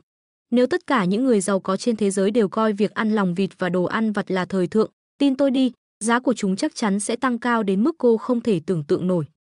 Vì vậy, tôi không quan tâm người khác nói tôi là kẻ lắm tiền. Bởi vì tôi hiểu rằng, dù là quý tộc cha truyền con nối hay kẻ lắm tiền mới nổi, chỉ cần có tiền là có thể kiểm soát được lời nói, thậm chí là cả tư tưởng của thế tục. Hắn chỉ vào đầu mình. Trương Dịch đi trước Tô Minh Ngọc, hắn không hề ngại ngần khi nhắc đến quá khứ nghèo khó của mình, ngược lại còn hào hứng kể lại. Tô Minh Ngọc nhìn khuôn mặt nghiêng của Trương Dịch, đột nhiên cô lại có cảm tình hơn với người đàn ông này. Cô cũng là tiểu thư xuất thân danh giá, đã quá quen với sự giả tạo và tham lam của những người trong xã hội thượng lưu, cũng như sự điên cuồng của những kẻ nghèo bỗng giàu. Nhưng ở Trương Dịch, dường như không có những khuyết điểm của cả hai loại người này. Hắn thẳng thắn, nhưng không hề ngây thơ, ngay cả khi trải qua sự thay đổi giàu có trong nháy mắt, hắn vẫn có thể nhanh chóng lấy lại sự bình tĩnh trong tâm hồn. Điều này giống như hắn có vàng trong người, tỏa sáng rực rỡ, thu hút Tô Minh Ngọc. Trương Dịch dẫn Tô Minh Ngọc lên phòng khách tầng 2. Biệt thự trang viên Hemingway có tổng cộng 6 tầng, mỗi tầng đều mang một phong cách hoàn toàn khác nhau. Nơi ở của Trương Dịch là phong cách Trung Quốc hiện đại, lấy tông màu ấm làm chủ đạo, phòng vừa rộng vừa sáng sủa. Phòng khách trên tầng 2 thì được bài trí theo phong cách Victoria. Bên cạnh bàn trà gỗ lim là chiếc sofa màu trắng phục cổ, bệ cửa sổ dạng lưới cùng rèm cửa sổ màu đỏ có tua rua, kết hợp cùng lò sưởi và đế đèn màu bạc, nhìn hệt như cung điện Buckingham. Trương Dịch và Tô Minh Ngọc ngồi xuống sofa, ngay sau đó Nặc Nặc và Y Y đã đem rượu đỏ và điểm tâm mà Trương Dịch đã dặn lên. Bày trên bàn là món lòng và chân vịt chuẩn bị cho Trương Dịch, ngoài ra còn chuẩn bị cho Tô Minh Ngọc một chiếc bánh ngọt nhỏ. Trương Dịch dùng đũa gắp một miếng lòng vịt lên, có chút kinh ngạc hỏi, món này là đầu bếp tự làm à, nhanh thế. Nặc Nặc không nhịn được mà che miệng cười, sau đó mới nghiêm chỉnh nói, em cũng vừa mới hỏi xong, thật ra mấy món này là các đầu bếp tự chuẩn bị để làm đồ nhắm rượu. Không ngờ chủ nhân lại thích ăn nên bảo bọn họ đưa vào. Tô Minh Ngọc cũng không nhịn được nở nụ cười. Quả thực là, ai mà nghĩ ra nửa đêm nửa hôm Trương Dịch lại dùng mấy món này để chiêu đãi khách cơ chứ. Trương Dịch gật đầu, được rồi, hai người đi xuống trước đi. Nặc Nặc và Y Y liếc sang nhau, trong ánh mắt còn mang theo ý cười mờ ám. Vậy chúng em xuống trước, có việc gì cần ngài cứ việc gọi chúng em. Hai cô bé vui vẻ rời khỏi phòng khách, còn tiện tay đóng chặt cửa lại. Sắc mặt Tô Minh Ngọc hơi ửng hồng, tình huống lúc này lại biến thành trai đơn gái chiếc ngồi một phòng giữa đêm hôm khuya khoắt. Nhưng cô chỉ hít một hơi thật sâu, cố gắng bình tĩnh lại. Tuy rằng cô rất có hảo cảm với Trương Dịch, nhưng mang tiếng là một tiểu thư đoan chính, lúc này cô nhất định phải giữ thanh lịch. Phụ nữ có tự trọng mới có thể nhận được sự tôn trọng của đàn ông. Bên kia Trương Dịch đã mở chai rượu vang đỏ ra, hắn không quá am hiểu về các loại rượu vang, nhưng vẫn có thể nhận ra nhãn hiệu này, Romani Conti, đây có thể gọi là ông hoàng của các loại rượu vang đỏ. Hắn rót cho Tô Minh Ngọc với mình một ly, mỉm cười nói, hôm nay làm phiền cô tới giải vây rồi. Không có, chuyện này cũng không đáng là gì cả. Mà, không ngờ anh Trương Dịch đây lại rất cưng chiều em gái đấy. Tô Minh Ngọc cười nói. Trương Dịch khẽ gật đầu, điều tất nhiên mà, ai lại không cưng chiều em gái mình chứ. Hơn nữa, điều kiện kinh tế của gia đình tôi quả thật không được tốt lắm, em gái tôi từ nhỏ đã rất thông minh lại hiểu chuyện. Làm anh trai, đương nhiên tôi rất hy vọng con bé có được một cuộc sống hạnh phúc. Hắn lắc lư chiếc ly trên tay, nhìn chất lỏng màu đỏ trong ly đảo tròn một vòng, từ nay về sau, không ai có thể bắt nạt con bé nữa, à, ngoại trừ tôi. Trương Dịch đưa ly qua, nào, cạn ly. Tô Minh Ngọc nhanh chóng cầm ly lên, cạch một tiếng binh giòn vang, sau đó chậm rãi nhấp một ngụm nhỏ. Cô thầm nghĩ, hôm nay chỉ nên uống một chút thôi. Anh sắp xếp em gái vào bộ phận tài vụ, vậy chắc hẳn muốn sau này cô ấy sẽ phát triển theo hướng CFO. Có thể thấy, anh vẫn có ý tưởng quản lý tập đoàn. Là một thư ký do tổng giám đốc tập đoàn mời tới, chức trách của tôi chính là hỗ trợ anh làm tốt công việc. Vậy kế hoạch tiếp theo, anh đã có dự định gì chưa? Tô Minh Ngọc đặt ly rượu xuống, bắt đầu trò chuyện về vấn đề tập đoàn thịnh thế. Cô ấy là một người phụ nữ độc lập, có tiền tài sự nghiệp, cho nên càng thích những người đàn ông có năng lực hơn. Hỏi vấn đề này, một là xuất phát từ trách nhiệm đối với cương vị của mình, hai là cũng muốn tìm hiểu sâu hơn một chút. Rốt cuộc là người tên Trương Dịch này có khả năng quản lý một tập đoàn lớn như vậy hay không? Trương Dịch dùng đũa gắp một miếng lòng vịt, không nhanh không chậm nhét vào giữa hàm răng, chậm rãi nhai nuốt. Tình huống của tôi cô cũng hiểu rõ rồi đấy, tình hình kinh doanh của tập đoàn chắc không thể nắm bắt được bằng cô. Cho nên tạm thời cô vẫn sẽ chịu trách nhiệm việc kinh doanh của tập đoàn. Đợi đến thời điểm thích hợp, đương nhiên tôi sẽ chỉ thị cụ thể cho cô. Hắn làm trong ngành tài chính cũng đã vài năm, nhưng chưa từng đảm nhiệm chức vụ điều hành tập đoàn, cho nên kỹ năng quản lý không bằng Tô Minh Ngọc là chuyện rõ rành rành. Cũng may là hắn đã tự nhận thức được chuyện này, cũng rất biết cách tận dụng tốt tài năng của người bên cạnh. Rất nhiều ông chủ các công ty lớn cũng vậy, bản thân họ không nhất thiết phải có năng lực, nhưng nhất định phải biết cách dùng người. Tô Minh Ngọc gật đầu, đương nhiên rồi, là thư ký của anh, duy trì hoạt động cơ bản của tập đoàn là công việc của tôi.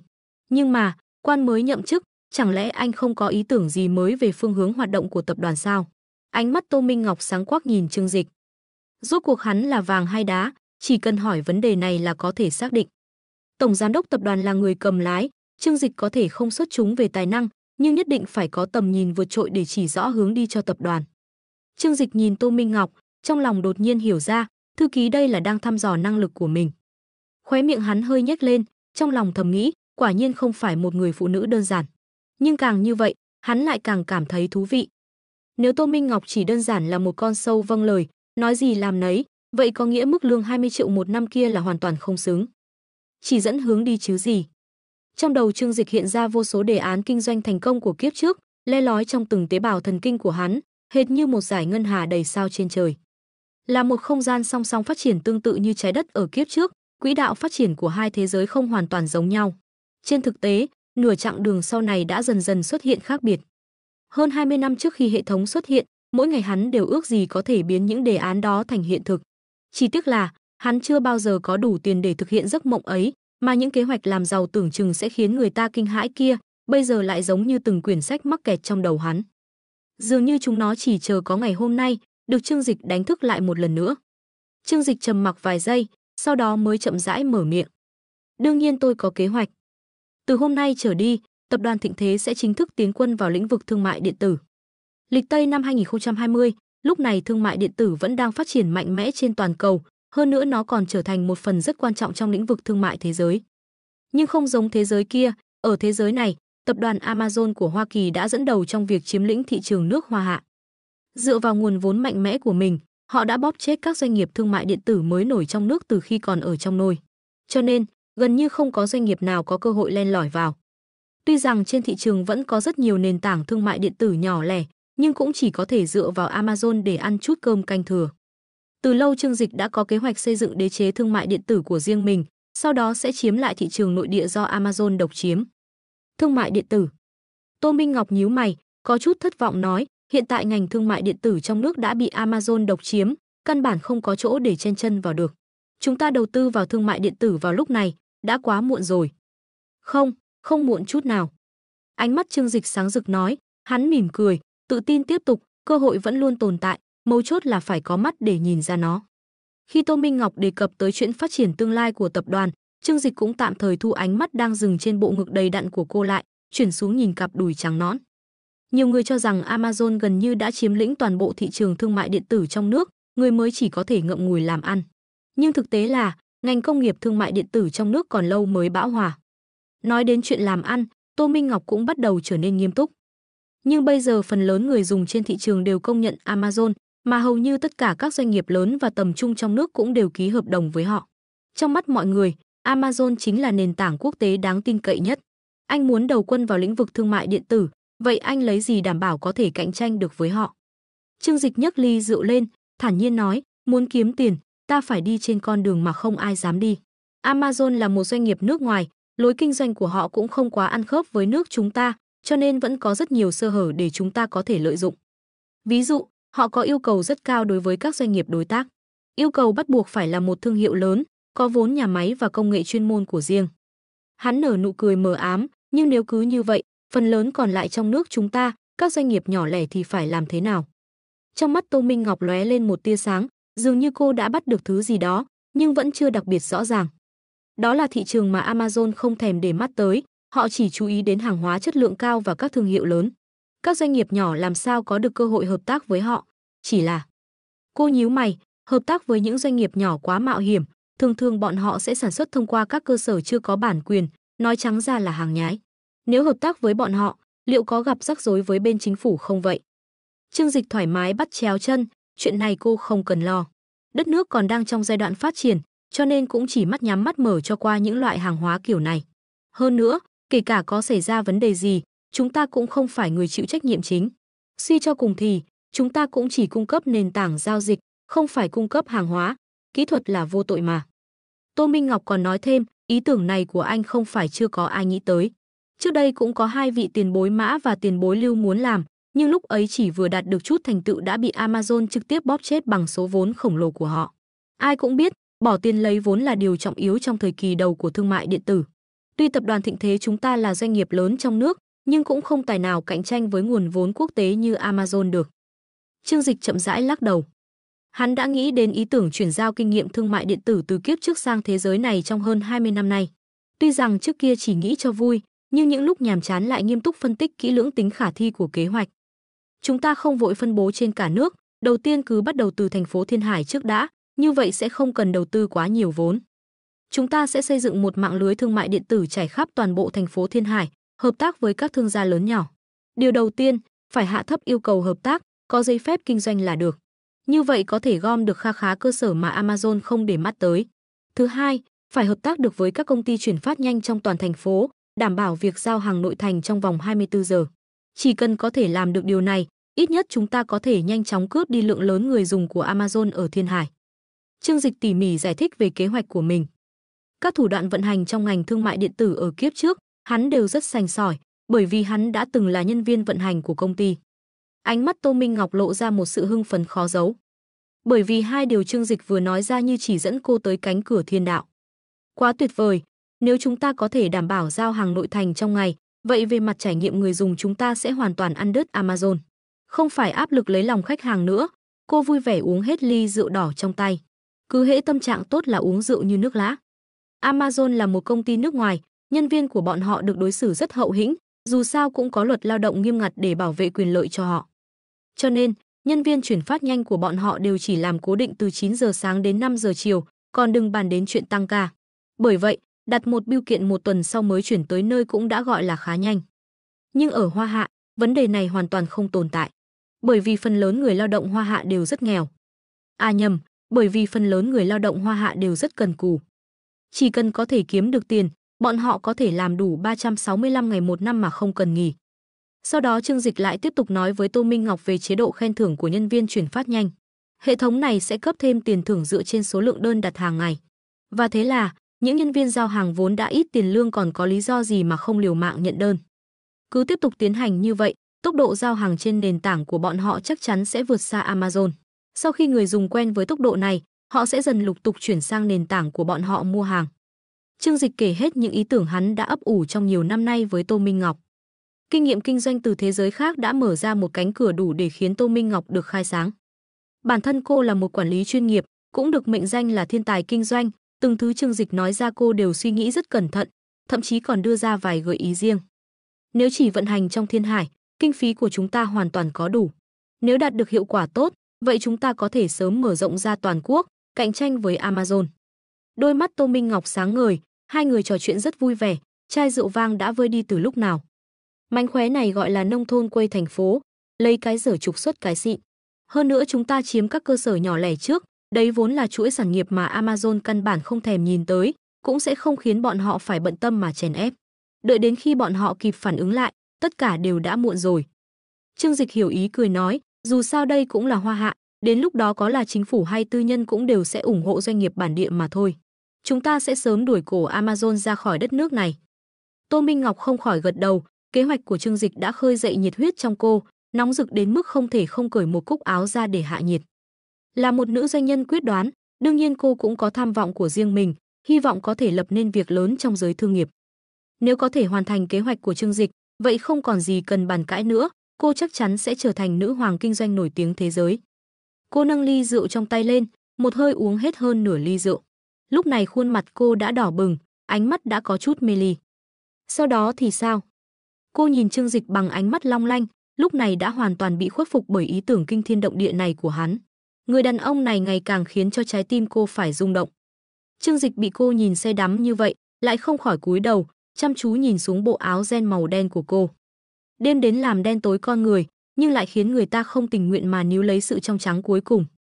Đây mới chỉ là kế hoạch ở giai đoạn này thôi, làm được trước đã rồi mới cân nhắc đến bước tiếp theo. Trương Dịch vẫn vờ như không để ý, hắn sẽ không ngốc đến mức nói ra tất cả bí mật của mình. Còn việc tiếp theo phải làm thế nào, chỉ đành phải giao cho người có chuyên môn như Tô Minh Ngọc đảm nhận. Hắn lên ý tưởng, Tô Minh Ngọc sẽ phụ trách vận hành cụ thể. Đối với người quản lý lương 20 triệu một năm như cô mà nói, việc này cũng không phải là vấn đề. Thấy Trương Dịch vẫn vờ như không để ý tới mình, Tô Minh Ngọc bắt đầu sốt ruột. Bởi vì hai người nói chuyện với nhau rất hăng, cứ như vậy mà uống hết 2 chai rượu vang từ lúc nào không hay. Lúc này Tô Minh Ngọc hưng phấn lạ thường, cảm giác trong người đã có chút lâng lâng. Cô có chút khó chịu nhìn chằm chằm Trương Dịch, không nhịn được mà sáp lại gần, không cần nhịn như thế nữa, người ta biết hết mà. Rượu vang Romani Conti ủ 20 năm, về độ nặng thì không phải bàn. Loại rượu này khi mới uống vào cũng không có cảm giác gì, chỉ như uống bia, nhưng sẽ chậm chậm ngấm dần, tác dụng còn mạnh hơn cả rượu trắng. Tô Minh Ngọc định đứng lên, nhưng cơ thể còn chưa dậy được một nửa men rượu đã xông thẳng lên trán. Cô cảm giác trời đất quay cuồng, trước mắt tối sầm lại, ngã xuống. Đôi chân đi giày cao gót của cô mềm nhũn, cả người áp thẳng vào người Trương Dịch. Trương Dịch bất ngờ không kịp đề phòng, hai tay theo bản năng đỡ lấy cơ thể Tô Minh Ngọc. Kết quả là hai đồi núi tròn trịa rơi trọn vào lòng bàn tay Trương Dịch. Tô Minh Ngọc nằm trên người Trương Dịch, lúc này ý thức của cô bắt đầu mơ hồ, căn bản không biết bản thân đang bị chiếm tiện nghi. Trương Dịch cũng uống không ít, lúc này lại có một đại mỹ nhân đang nằm sấp trong lồng ngực, mùi rượu hòa cùng hương thơm nhàn nhạt trên cơ thể của cô xộc thẳng lên mũi hắn. Hắn đặt Tô Minh Ngọc nằm ngang trên sofa, lúc này ánh mắt cô đã mông lung, thở ra một hơi nhẹ, say khướt nhìn Trương Dịch cười ngây ngô. Trương Dịch, anh đúng là thiên tài, chúng ta sẽ thành công. Tình huống tới quá nhanh, Trương Dịch còn có chút chưa sẵn sàng. Nhưng loại chuyện thế này chỉ có thể để bản năng giải quyết. Khuôn mặt Tô Minh Ngọc đẹp không tì vết, khuôn mặt tinh tế chỉ to bằng lòng bàn tay, lông mi dài dài đen nhánh như lá chuối tây. Trên khuôn mặt trắng nõn, đôi môi anh đào đỏ tươi mang theo chút tư vị lãnh đạm của một vị nữ vương, lại càng khiến cho người ta không nhịn được mà muốn nếm thử. Bàn tay Trương Dịch đặt trên khuôn mặt nhỏ nhắn vì rượu mà nóng bỏng của cô. Ánh mắt hắn hướng xuống dưới, tầm mắt được gói gọn trong tuyệt cảnh núi non nhấp nhô, làn da trắng nõn ẩn dưới lớp quần áo phát sáng tới độ khiến người ta không khỏi mù mắt. Được mệnh danh là ma nữ của thịnh thế, ở tập đoàn cô vẫn luôn là một mỹ nhân băng sơn cương trực. Từ quản lý bộ phận đến nhân viên bình thường, ai ai cũng đều kính sợ cô, nhưng cũng thèm muốn vẻ đẹp của cô. Không có người đàn ông nào lại không động tâm trước một người phụ nữ hoàn mỹ như vậy, Trương Dịch cũng không ngoại lệ. Trương Dịch cũng uống chút rượu, từ khi hắn chia tay với Trần Hiểu Lệ, đã nhiều ngày không được chạm vào phụ nữ. Nhất thời hắn không kìm được, cúi đầu hôn xuống, đôi bàn tay to lớn bắt đầu không yên phận, như thể đi du lịch trên làn da nhẵn mịn kia. Nụ hôn này khơi dậy ngọn lửa trong lòng Tô Minh Ngọc, nội tâm mà thường ngày cô dùng vẻ ngoài lạnh lùng để che giấu, thực ra còn cuồng nhiệt hơn những cô gái bình thường rất nhiều. Cốt truyện vốn định phát triển theo hướng này, nhưng tối nay lại là một tiết tấu khiếp vía ma quỷ khác. Mà chuyện khiếp vía hơn chính là Tô Minh Ngọc nôn. Hiện thực đã chứng minh, tử lượng không tốt thì đừng nên uống nhiều. Tô Minh Ngọc vốn chỉ định uống một chút, nhưng lúc uống rượu lại không có cảm giác gì, hơn nữa cô và Trương Dịch bàn kế hoạch hăng say đến mức vô tri vô giác uống thêm 2 ly cũng không để ý. Nguyên một bình rượu đỏ, bình thường cô uống đến nửa bình đã đến giới hạn, mà hôm nay đã vượt xa bình thường. Trương Dịch cũng rất bất lực, tay của hắn chỉ vừa mới chạm dọc theo khe hở chiếc ren đen. Phát nôn này đã gọi tỉnh Trương Dịch không ít. Hắn vỗ nhẹ vào lưng Tô Minh Ngọc, bảo cô gắng nôn hết rượu ra. Cô đã được giải tỏa, nhưng còn hắn thì không. Đợi đến khi Tô Minh Ngọc nôn xong, cô nằm trên sofa như con cá chết, còn Trương Dịch lại lâm vào rối rắm thật sâu. Thành thật mà nói, lúc này trong hắn vẫn còn rất hừng hực. Nhưng Tô Minh Ngọc là cấp dưới đắc lực nhất của hắn, lại đang trong trạng thái hôn mê. Tuy Trương Dịch cũng không phải quân tử đứng đắn gì cho cam, nhưng hiện tại thật sự không cởi nổi chiếc quần này ra. Tô Minh Ngọc là một người phụ nữ cứng rắn, ai biết khi cô ấy tỉnh lại sẽ xảy ra chuyện gì. Tự dấn thân vào rắc rối chắc chắn sẽ tổn thất không nhỏ. Chuyện vi phạm pháp luật kỷ cương thế này, tốt nhất vẫn đừng nên làm. Suy tư một hồi lâu, hắn vẫn quyết định làm một người thiện lương chính trực, chỉ gọi Nặc Nặc và Y Y tới dọn dẹp hiện trường. Nặc Nặc và Y Y lặng lẽ đi tới, sau khi nhìn thấy Tô Minh Ngọc say bí tỉ nằm trên sofa, hai chị em liếc mắt nhìn nhau, đều không nhịn được cười lên. Chủ nhân chính trực quá trời, thư ký Tô đã say thế kia, vậy mà ngài lại không, hì hì. Nào có như vậy, bản thân Trương Dịch cũng rất buồn bực, Nếu không phải vì cô ấy vừa mới nôn ra thảm, có lẽ hắn đã thật sự gạo nấu thành cơm với cô. Khụ khụ, tôi là một quý ông ngay thẳng, làm sao có thể làm ra chuyện như thế hả? Huống chi cô ấy còn là cấp dưới của tôi, Trương Dịch nghiêm túc nói. Nặc nặc ngoan ngoãn đi tới thu dọn tấm thảm bị Tô Minh Ngọc nôn vào, nhưng ánh mắt y lại dừng trên chiếc quần jean của Trương Dịch. Nơi đó rõ ràng có phần nhô lên khó giấu, như thể con rồng chỉ chờ thả xích mà tung hoành. Trương Dịch nhận ra ánh mắt của y, sụ mặt nói, y, mau làm việc đi. Ý cười trong mắt y như thể hồ ly tinh, bày ra vẻ mặt đen tối nhìn Trương Dịch, sau đó mới nói, dạ thưa chủ nhân, vậy để em đi chuẩn bị nước tắm bồn cho ngài nhé. Khi cô quay người rời đi, ánh mắt bỗng nhiên lại trở nên có chút phức tạp. Nếu chủ nhân và tiểu thư Tô về với nhau, đến lúc đó cô ấy sẽ trở thành bà chủ của trang viên, vậy mình và chị còn có thể được ở lại đây nữa không? Trương Dịch xoa xoa cổ, quả thật rất muốn đi tắm cho thật sạch. Hôm nay hắn đã dành cả một ngày để đi dạo với Giai Giai ở trung tâm thương mại, trên người cũng đổ không ít mồ hôi. Thế là, hắn để Nặc Nặc xử lý nốt chuyện ở đây, còn bản thân thì quay trở về phòng. Phòng tắm được xây ngay cạnh phòng hắn, là một căn phòng rộng 50 mét vuông riêng biệt, tích hợp cả phòng tắm và nhà vệ sinh. Cũng không phải bởi vì Trương Dịch thích làm màu mà để lại không gian rộng như vậy, mà là vì ở giữa phòng có đặt một cái bồn tắm bằng đá cẩm thạch màu trắng khổng lồ. Sau khi y chuẩn bị nước tắm xong, Trương Dịch liền bước vào. Nước nóng đầy áp thành bồn, hơi nóng mờ mịt lấp đầy cả phòng tắm. Trên mặt nước còn nổi lềnh bềnh từng cánh hoa hồng, trong nước tắm dường như được thả hương liệu nào đó, có thể ngửi thấy một mùi hương rất thơm thoang thoảng trên đầu mũi. Trương Dịch thả mình xuống bồn tắm, nhấn nút bên cạnh, chức năng massage tự động trong phòng tắm lập tức khởi động. Hắn thoải mái hưởng thụ, nhớ tới chuyện vừa xảy ra với Tô Minh Ngọc, trong lòng cũng nảy sinh vài ý nghĩ. Tô Minh Ngọc vừa xinh vừa có năng lực, nếu có thể biến cô ấy thành người phụ nữ của mình thì hay biết mấy. Tất nhiên, lý do chủ yếu là vì cô ấy quá đẹp, cơ thể ấy cũng quá hoành tráng. Tiếc thật, xém chút nữa là được rồi, Trương Dịch thở dài một hơi. Đúng lúc này, cửa phòng tắm bỗng nhiên bị đẩy ra cạch, một tiếng. Chủ nhân, y đến giúp ngài trả lưng đây ạ. Trương Dịch quay đầu lại, khoảnh khắc nhìn thấy bộ dạng của cô, hắn thiếu chút nữa thì hộc máu mũi. Cô hầu gái nhỏ y đi chân trần, trên người mặc một bộ trang phục xuyên thấu.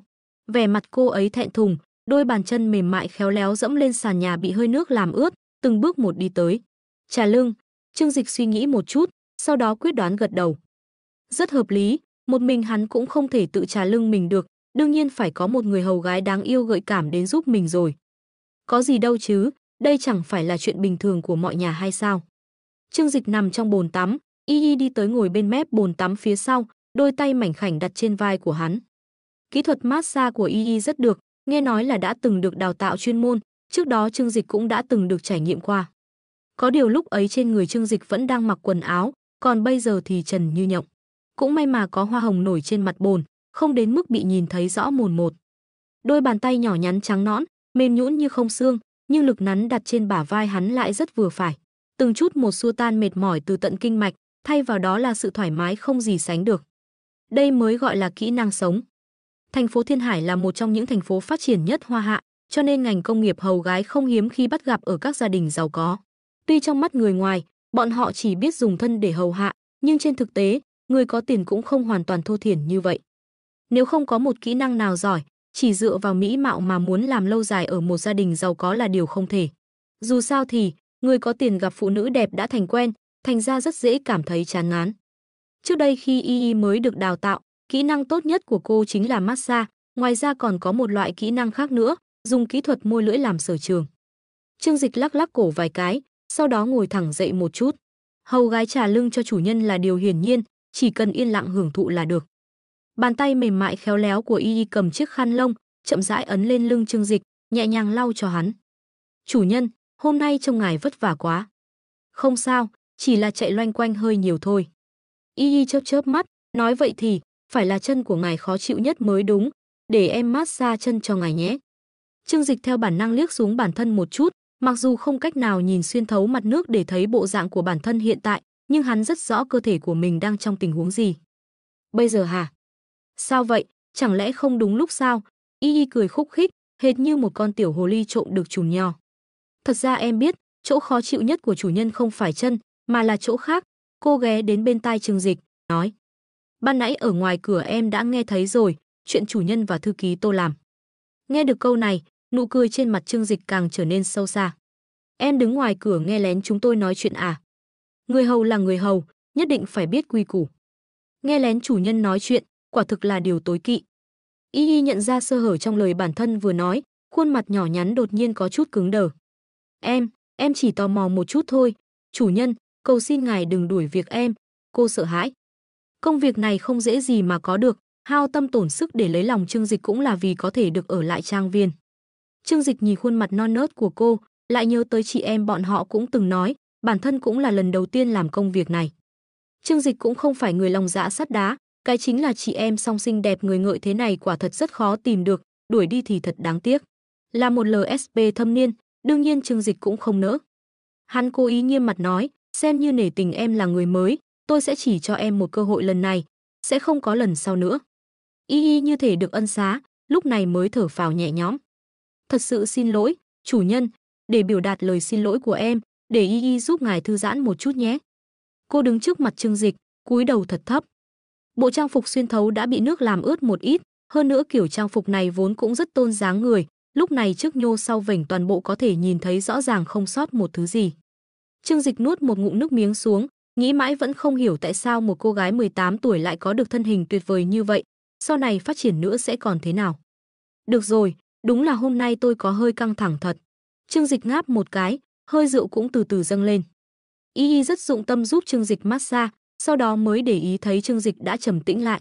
Đôi mắt cô như cố tình ánh lên vẻ dụ hoặc, hơi mím môi lại, sau đó lại ghé đến bên tai Trương Dịch, hỏi, chủ nhân, em vẫn còn kỹ thuật massage khác nữa. Ngài có muốn thử không? Ồ, hai mắt Trương Dịch sáng lên, mỉm cười nói, được. Khuôn mặt nhỏ nhắn của Y Y xuất hiện một mảng đỏ ửng, ngượng ngùng cúi đầu xuống. Kết thúc việc massage, khi mở cửa bước ra ngoài, Y Y mới phát hiện chị gái mình đã đứng ở trước cửa, xem ra đứng đợi ở đây đã lâu. Y Y, em. Nặc nặc nhìn dấu vết kỳ lạ trên miệng Y Y, kinh ngạc mở to hai mắt. Mà Y Y chỉ cười hì hì một tiếng, mím môi bày ra vẻ mặt u ám với cô. Thân là chị gái, tâm trạng của nặc nặc có chút phức tạp, vốn cô đã luôn có ý định sẽ hiến thân hết mình, không ngờ lại bị em gái mình giành trước một bước.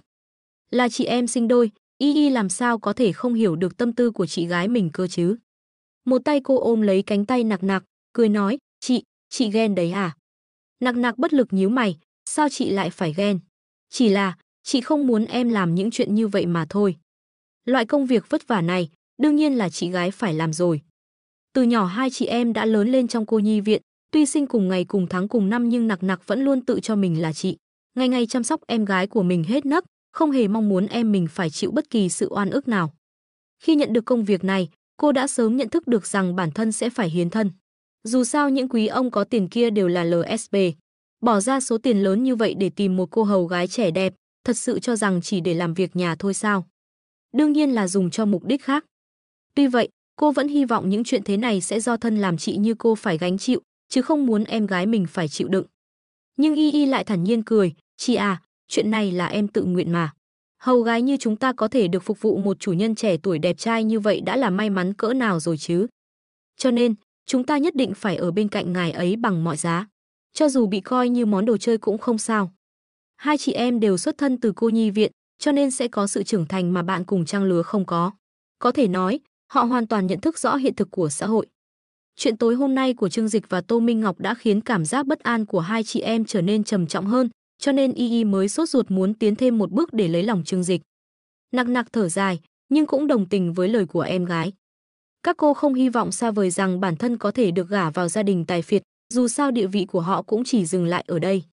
Nếu được lựa chọn, các cô chỉ hy vọng mình có thể đi theo một chủ nhân tốt, một mực hầu hạ hắn. So với các cô gái cùng tiếp nhận đào tạo với hai cô, có người thì phải đi theo ông chú béo như heo, người thì phải hầu hạ tên biến thái có sở thích kỳ dị. Còn có người thảm hại hơn, phải đi hầu hạ những lão già 6-70 tuổi, mà lại là người già nhưng tâm không già. Nhìn lại vị chủ nhân mà các cô gặp được, rõ ràng các cô đã may mắn hơn nhiều. Trương Dịch đẹp trai trẻ tuổi, lại là thời điểm thân thể cường tráng nhất, đôi tay mạnh mẽ kia dường như có thể ném các cô lên giường như xách gà con, sau đó sẽ cùng nhau chơi trò chơi nhiều người. Nghĩ tới cảnh tượng vừa lén nhìn thấy được, khuôn mặt nặc nặc cũng bắt đầu đỏ ửng. Thiếu nữ nhà ai mà không tan chảy được cơ chứ? Cô liếc nhìn nụ cười xấu xa của Y Y bên cạnh, đỏ mặt nói, nhưng mà lần sau, em cũng không được ăn một mình nữa. Y Y lè lưỡi, trưng ra bộ mặt đen tối nhìn cô, cái này còn phải xem chị có dám chủ động hay không thôi. Tô Minh Ngọc ngủ ở căn phòng bên cạnh phòng của Trương Dịch. Sáng hôm sau, ánh nắng xuyên qua cửa sổ chiếu vào chiếc giường lớn mềm mại màu trắng, người đẹp ngủ trong chăn lười biếng từ từ mở mắt. Sau khi mở mắt, Tô Minh Ngọc xoa xoa cái đầu vẫn còn hơi đau âm ỉ, trong miệng còn có một mùi vị khó chịu khiến cô không thoải mái.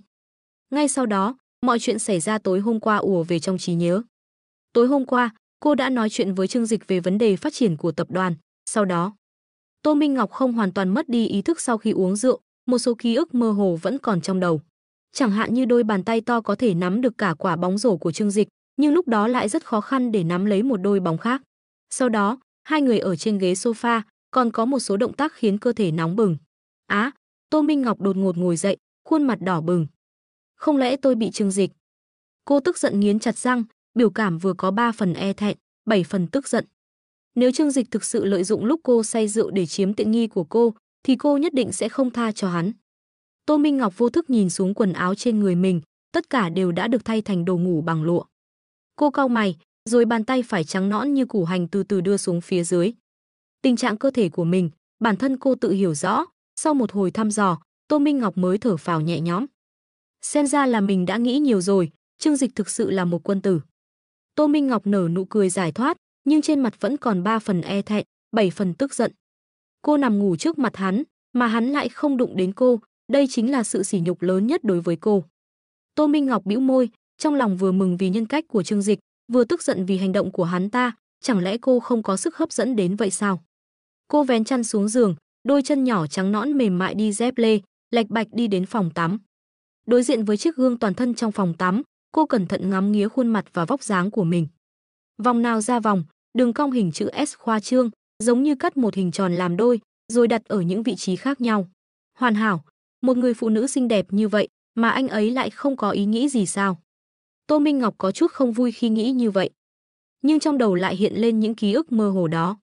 Cô sờ lên cơ thể mình, luôn cảm thấy tối qua có một đôi bàn tay to ấm áp vuốt ve khắp nơi, thậm chí cả những nơi riêng tư của cô.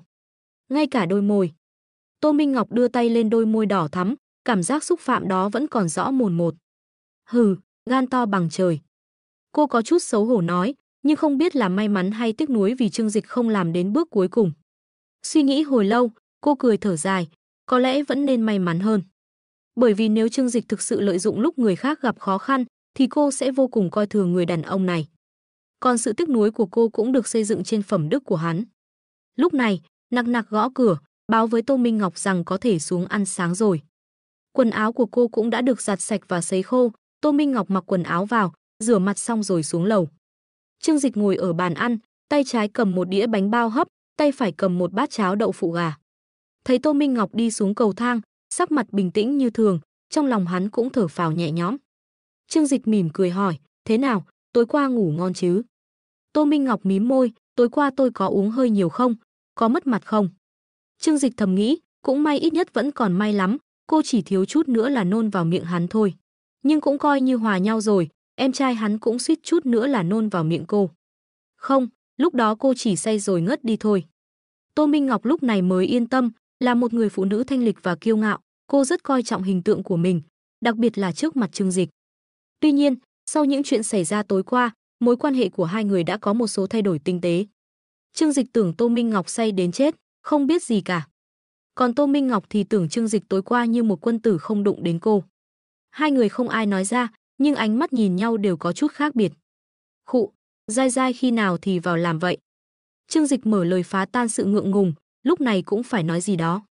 Tô Minh Ngọc suy nghĩ một chút, trả lời, ngay thứ 2 tuần sau, anh có sắp xếp gì không? Trương Dịch suy nghĩ một lát rồi nói, nhớ là không được tiết lộ thân phận của cô ấy với bất kỳ ai. Tôi để cô ấy đến đó là để học hỏi, đối xử đặc biệt với cô ấy sẽ không có lợi cho cô ấy. Tô Minh Ngọc gật đầu, đương nhiên rồi, nếu cô ấy được đối xử đặc biệt, thì đối với phòng tài chính cũng là một phiền phức không nhỏ. Nhắc đến công việc, cô lại trở thành một mỹ nữ công sở nghiêm túc và tập trung. Còn anh thì sao? Tối qua thảo luận với anh cả buổi, tôi thấy kế hoạch của anh rất khả thi. Hôm nay có muốn cùng tôi đến công ty, họp với ban lãnh đạo không? Trương Dịch xoa xoa ngón tay, lắc đầu nói, tôi không đi đâu. Chuyện này giao cho cô toàn quyền phụ trách, dù sao thì tôi cũng đã nói cho cô biết ý tưởng ban đầu rồi. Cô cứ theo phương án của tôi mà thực hiện là được. 2 ngày nay tôi muốn về quê một chuyến, đợi tôi về rồi sẽ đến công ty. Giàu mà không về quê, như mặc áo gấm đi đêm.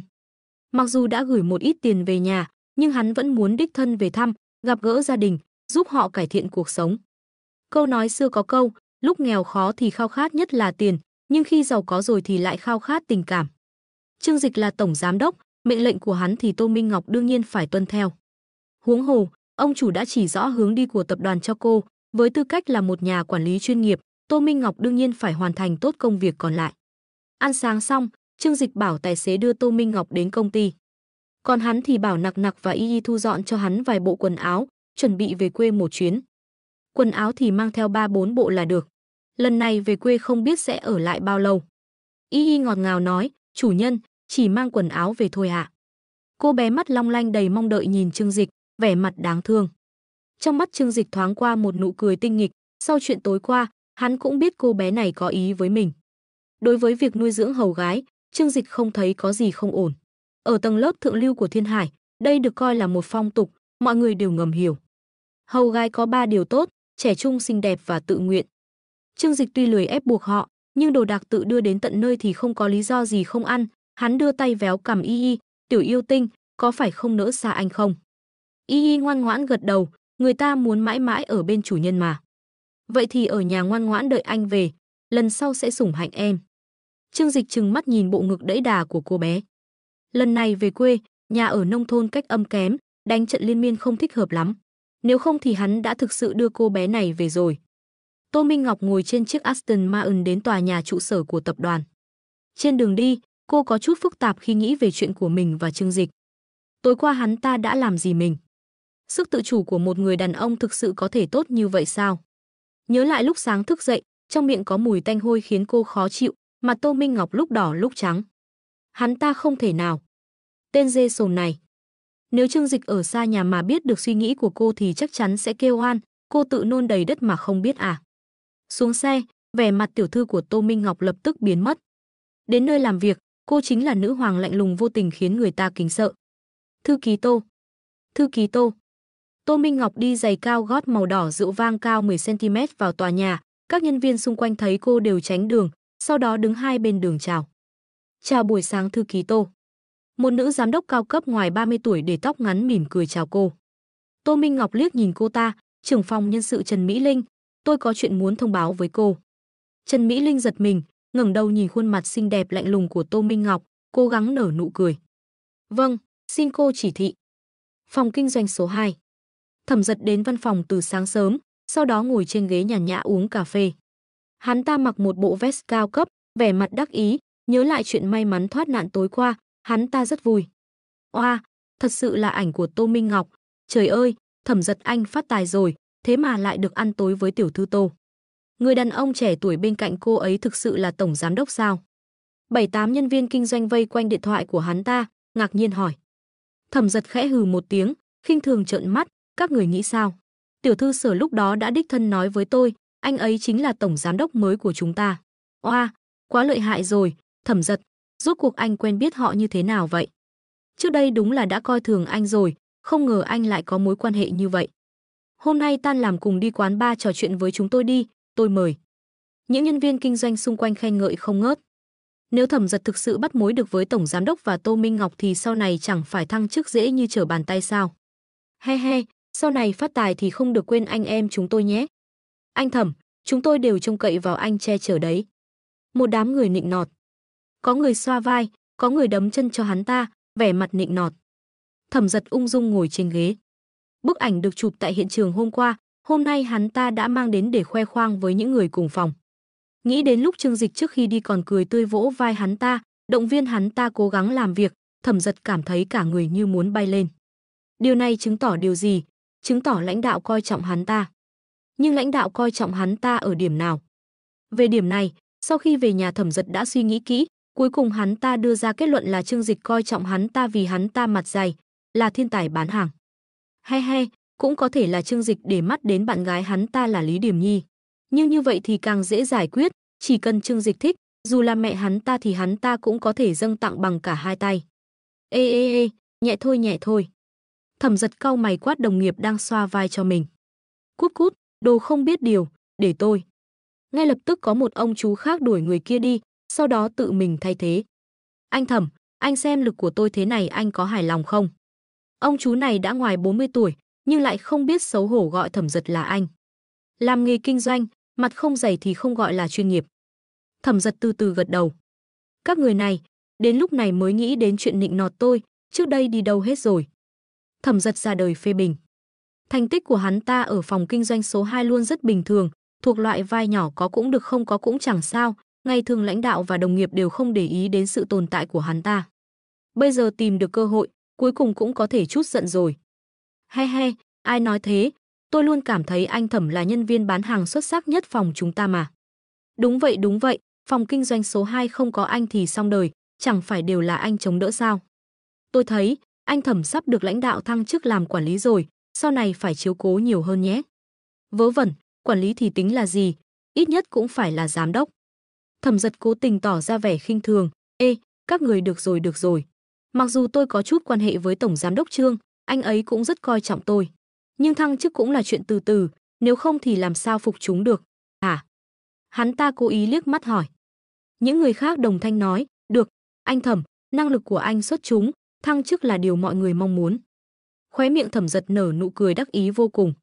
Hắn ta cầm điện thoại lên, nhìn những bức ảnh trên đó. Có vài bức hắn ta đứng sau Trương Dịch và Tô Minh Ngọc. Bức quan trọng nhất chính là bức hắn ta xin lỗi Trương Dịch, sau đó Trương Dịch cười vỗ vai động viên hắn ta chụp. Nhìn góc độ nét này, rồi nhìn biểu cảm trên mặt hắn ta và Tổng Giám đốc. Đây đâu phải là bức ảnh bình thường, đây rõ ràng là lần bắt tay đầu tiên của Tổng Giám đốc thịnh thế và trụ cột tương lai của tập đoàn. Thẩm Giật quyết định, lát nữa sẽ mang bức ảnh này cho lãnh đạo của hắn ta xem sau này ông ta còn dám coi thường hắn ta không. Không lâu sau, giám đốc phòng kinh doanh số 2 đi vào từ cửa. Cái đầu hói của ông ta phản chiếu ánh sáng bóng nhẫy, nhưng so với đôi mắt luôn phát hiện ra cấp dưới lơ là của ông ta thì ánh sáng này vẫn kém xa. Thẩm Giật, lại đây một chút. Giám đốc nói với Thẩm Giật đang ngồi trên ghế một cách đường hoàng. Mắt Thẩm Giật sáng lên, bình thường Địa Trung Hải rất ít khi tìm họ nói chuyện, vì phòng số 2 có rất nhiều người. Như Thẩm Giật, từ khi vào làm đến giờ chỉ mới bị ông ta gọi đi nói chuyện 2 lần. Một lần là mắng hắn ta làm hỏng việc, một lần vẫn là mắng hắn ta làm hỏng việc. Ê, giám đốc gọi Thẩm Giật đi nói chuyện kìa. Không phải là thăng chức tăng lương chứ? Ôi, thật là sướng quá, chắc chắn là hôm qua gặp được Tổng Giám đốc và Tổng Thư ký, sau đó được giao trọng trách. Một đám nhân viên díu dít nói. Thẩm Giật vội vàng nhấc mông khỏi ghế, vui vẻ vuốt tóc mình. Thẩm Giật, phát tài rồi thì đừng quên anh em nhé. Vài đồng nghiệp nói. Ha ha, yên tâm đi. Khóe miệng Thẩm Giật nở một nụ cười chế nhạo, mấy tên tiểu tốt các người cũng xứng kết giao với tôi sao? Mơ hão. Hắn ta sải bước đi theo giám đốc vào phòng làm việc của ông ta. Giám đốc, ông tìm tôi có chuyện gì vậy? Thẩm Giật cười một cách thoải mái nói. Giám đốc phòng ngẩng đầu nhìn hắn ta, trên mặt không có chút biểu cảm nào, đưa tay ném một tập tài liệu trên bàn cho hắn ta. Anh bị đuổi việc rồi, mau thu dọn đồ đạc của anh rồi cút đi. Nụ cười trên mặt Thẩm Giật cứng đờ, nhìn tờ thông báo sa thải của phòng nhân sự, cả người hắn ta ngây ra. 4 chữ thông báo sa thải in đậm rất chói mắt, vừa rồi Thẩm Giật còn tự tin lắm, cho rằng Trương Dịch nhìn trúng tài năng của hắn ta, muốn giao trọng trách cho hắn ta. Nhưng bây giờ đối mặt với tình huống này, não hắn ta như bị ngắt kết nối trong chốc lát. Giám đốc thấy hắn ta không nhận tài liệu, trực tiếp ném xuống đất, hừ lạnh nói, thứ không biết điều, mau thu dọn đồ đạc cút đi. Tờ thông báo sa thải bốp một tiếng rơi xuống đất. Thẩm Giật trợn tròn mắt, có chút không dám tin những gì đang xảy ra trước mắt. Giám đốc, ông có phải nhầm lẫn gì không? Tại sao lại đuổi việc tôi? Hắn ta gào lên. Hơn nữa ông có biết không, tôi là bạn tốt với tổng giám đốc mới của công ty chúng ta. Ông đuổi việc tôi, ông ấy biết không? Anh là bạn với tổng giám đốc mới. Ha ha. Giám đốc cười lạnh, trong mắt bùng cháy ngọn lửa giận dữ. Thông báo đuổi việc anh chính là do văn phòng tổng giám đốc giao cho phòng nhân sự ban hành. Đồ chó chết, anh đã làm chuyện gì mà lại đắc tội với người của văn phòng tổng giám đốc? Bản thân anh chết không sao, nếu liên lụy đến tôi nhất định sẽ không tha cho anh. Giám đốc cũng bùng nổ. Sáng sớm ông ta đến làm việc, lập tức nhận được thông báo của phòng nhân sự, nói với ông ta chuyện Thẩm Giật bị đuổi việc. Lúc đầu ông ta còn thấy khó hiểu, đuổi việc nhân viên phải là lỗi lầm nghiêm trọng trong công việc, cả tập đoàn mỗi năm số người bị đuổi việc chỉ đếm trên đầu ngón tay, thường là khuyên họ chủ động nghỉ việc. Sao cấp dưới của mình lại bị đuổi việc được? Kết quả giám đốc phòng nhân sự chỉ hờ hững nói với ông ta một câu đây là ý của thư ký Tô. Ông ta lập tức sợ toát mồ hôi. Nhìn sắp đến kỳ đánh giá giữa năm rồi, kết quả phòng mình lại ra cái thứ này, chết tiệt lại đi đắc tội với thư ký Tô. Không khéo, chính ông ta cũng bị liên lụy, ai mà không biết vị phù thủy đáng sợ kia làm việc tàn nhẫn đến mức nào chứ. Cả tập đoàn Thịnh Thế từ trên xuống dưới ai mà không biết. Vì anh đã theo tôi 2 năm, tôi sẽ không đánh anh. Mau thu dọn đồ đạc cút đi, sau này đừng để tôi nhìn thấy anh nữa. Giám đốc gào lên. Thẩm Dật như bị sét đánh, nhưng vẫn không tin đây là sự thật. Không, giám đốc, tôi không thể đi. Tôi có ảnh chụp chung với tổng giám đốc Trương Dịch, chúng tôi là bạn thân nhất. Chắc chắn có hiểu lầm gì đó, ông phải tin tôi chứ. Thẩm Dật lấy điện thoại ra, đưa ảnh cho giám đốc xem. Sao lại thế này? Sao lại có thể thế này được? Hôm qua được Trương Dịch khen ngợi còn văng vẳng bên tai, hắn ta về nhà vui mừng đến nỗi không ngủ được, tưởng rằng mình sắp phát tài rồi. Kết quả bây giờ lại thông báo hắn ta bị đuổi việc. Bị tập đoàn Thịnh Thế công khai đuổi việc là tình huống rất nghiêm trọng, có nghĩa là sau này hắn ta không thể làm việc ở công ty lớn nữa. Vì một dòng này trên lý lịch, đủ để kết án tử hình sự nghiệp của hắn ta. Giám đốc nhìn Thẩm Dật với vẻ ghê tởm, đừng phí sức nữa. Anh đã đắc tội với người không nên đắc tội, nên kết cục này là do anh tự chuốc lấy. Mặc dù Thẩm Dật đã theo ông ta mấy năm, nhưng bây giờ giám đốc chỉ muốn lập tức cắt đứt quan hệ với hắn ta. Người mà văn phòng tổng giám đốc đích thân ra lệnh đuổi việc ngay lập tức, không thể ở lại công ty thêm một ngày nào nữa, ai còn dám tiếp xúc với hắn ta. Tôi không tin, tôi phải đi tìm Trương Dịch, tôi phải đi tìm Tô Minh Ngọc hỏi cho ra nhé. Thẩm Dật gào lên như phát điên, hắn ta không cam tâm khi tiền đồ của mình bị hủy hoại như vậy. Giám đốc hít sâu một hơi, tôi sợ là anh không có cơ hội đó rồi. Vừa dứt lời, cửa phòng làm việc bị đẩy ra. 4 vệ sĩ mặc vest đen, mặt nghiêm nghị như thép bước vào. Ai là Thẩm Dật? Đội trưởng vệ sĩ hỏi. Giám đốc chỉ vào Thẩm Dật, là anh ta, làm phiền các anh đưa anh ta đi. Đội trưởng vệ sĩ vừa ra tay, lập tức 2 gã to con đi tới, khiêng Thẩm Dật lên như khiêng gà con. Những người khác đã sớm ném đồ đạc của Thẩm Dật vào thùng rác, sau đó cùng với người và đồ đạc của hắn ta ném bừa bãi ra ngoài cửa lớn. Những đồng nghiệp của Thẩm Dật nhìn thấy cảnh này, trên mặt đầy vẻ khinh thường. Cái thứ gì thế? Sáng sớm đã đến đây giả vờ với chúng ta, còn tưởng rằng thật sự bám được cành cao rồi. Phỉ, tôi còn pha cho anh ta một cốc cà phê, đó là do anh họ tôi mang từ Úc về, thật sự là cho chó ăn rồi. Thẩm Dật bị ném ra ngoài cửa lớn, tất cả những người nhìn thấy cảnh này đều cười nhạo. Trong lòng hắn ta hận lắm, bây giờ dù có ngu ngốc đến mấy cũng biết là do Trương Dịch làm rồi. Trương Dịch, anh thật tàn nhẫn, tôi chỉ sỉ nhục anh và em gái anh một chút thôi, mà anh lại không cho tôi làm việc ở công ty của anh, trên đời này sao lại có người độc ác như vậy. Hắn ta nghiến răng nghiến lợi, cơn giận dữ khiến hắn ta gần như mất lý trí. Tôi nhất định phải trả thù anh ta, trả tiền thuê người đánh anh ta một trận. Không, anh ta có tiền hơn tôi. Tôi. Thẩm Dật suy nghĩ mãi, tuyệt vọng phát hiện ra mình căn bản không có tư cách đấu với Trương Dịch. Trương Dịch muốn giết chết hắn ta, còn dễ hơn giết chết một con kiến. Nghĩ đi nghĩ lại, hắn ta nghĩ ra một kế hoạch rất hay. Có cách rồi, anh ta không phải rất quan tâm đến em gái mình sao? Tôi bảo Lý Điềm Nhi truyền bá chuyện anh ta làm ở trường, để mọi người đều biết anh ta độc ác đến mức nào. Để em gái anh ta không ngẩng đầu lên nhìn người khác được. Thẩm Dật tự khen ngợi trí thông minh của mình. Hắn ta cầm điện thoại lên gọi cho Lý Điềm Nhi. Một lúc lâu sau, điện thoại mới được kết nối. Alo, Điềm Nhi, cái tên độc ác Trương Dịch kia lại đuổi việc tôi rồi. Cô giúp tôi nói về hành vi độc ác của anh ta ở trường, để Trương Giai Giai biết anh trai mình ghê tởm đến mức nào, để tất cả các bạn học đều lên án anh ta. Đầu dây bên kia, Lý Điềm Nhi ngày thường luôn nghe lời hắn ta, nhưng giọng nói lại trở nên lạnh lùng. Hừ, anh có bị bệnh không vậy?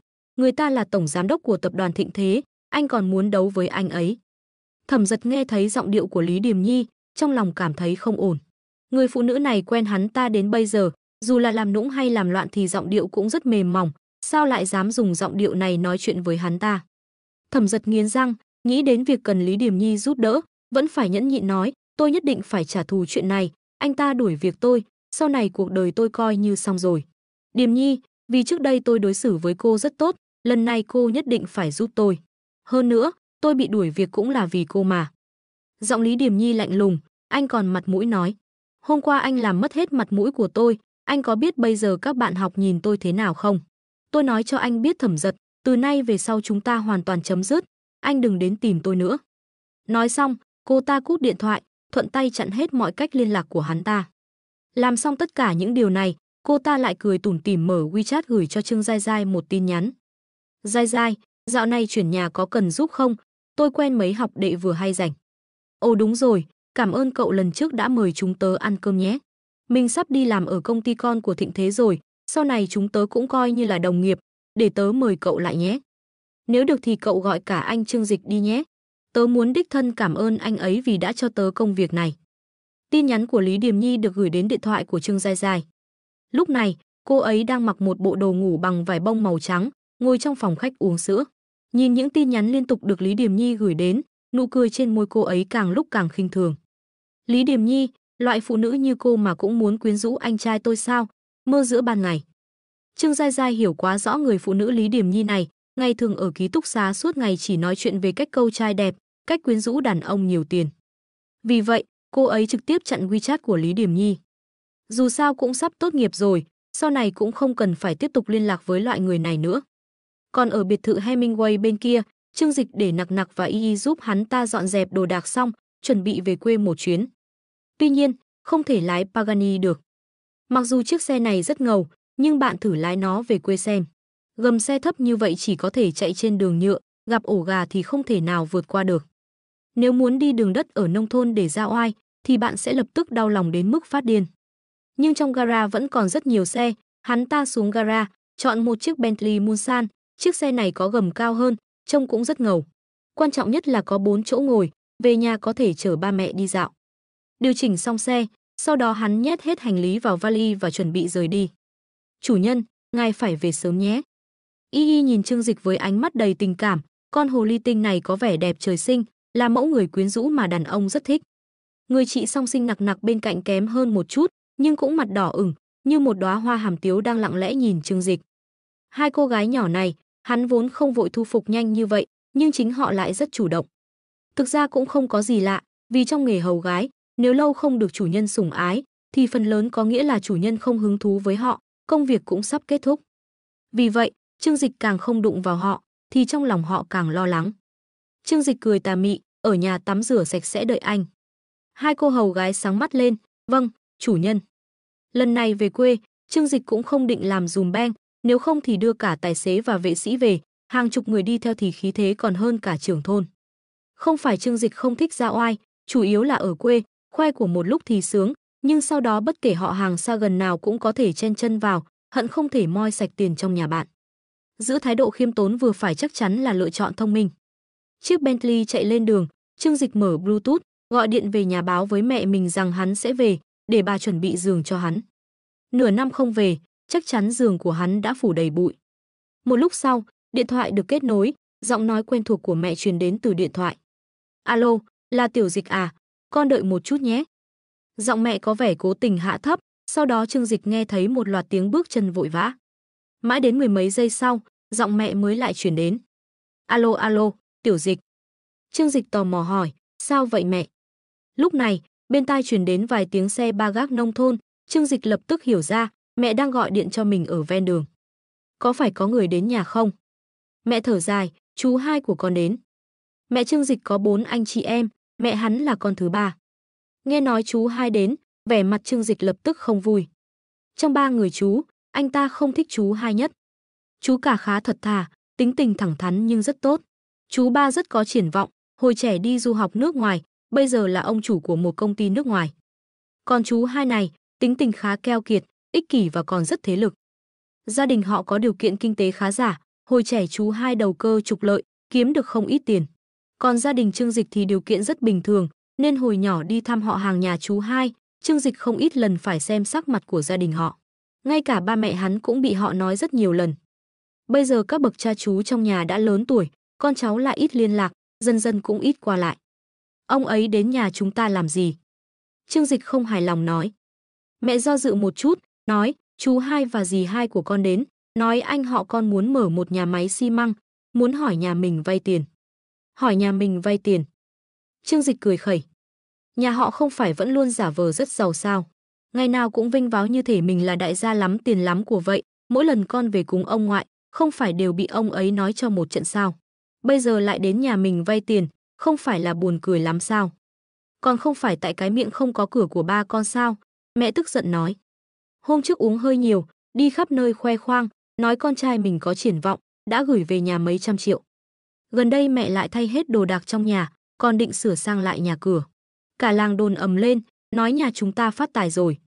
Thế là, chú hai và dì hai của con đến. Trương Dịch nghe vậy thì bật cười. Ba hắn đúng là thích uống rượu, lại còn rất sĩ diện. Uống rượu xong thì khoác lác, đây là căn bệnh chung của đàn ông. Ba mình nói không sai mà, nhà mình đúng là có tiền rồi, không có gì phải giấu giếm. Là con trai có thể khiến cha tự hào, đây là chuyện đáng vinh dự. Thôi, người ta vẫn thế, thấy người khác có tiền là đỏ mắt. 2 ngày nay có mấy người họ hàng đến nhà, toàn là đến vay tiền, mẹ phiền chết đi được. Mẹ phàn nàn. Mặc dù nói vậy, nhưng nghe giọng điệu của bà lại rất thoải mái, còn mang theo một chút đắc ý. Con trai kiếm được tiền, bố mẹ tự hào nhất. Ở nông thôn, kiếm được tiền thì có nghĩa là có triển vọng, gia đình có thể nở mày nở mặt. Trương Dịch vội vàng nói, mẹ, con nói cho mẹ biết nhé. Tiền này có thể cho ai vay cũng được, nhưng không thể cho chú hai vay. Trước kia thế lực lắm, lúc nào cũng lấy chuyện nhà mình không có tiền ra để chế giễu chúng ta. Đây còn là anh trai ruột của mẹ, thật là ghê tởm. Có đôi khi, những người họ hàng càng thân thiết thì lại càng khiến người ta khó chịu.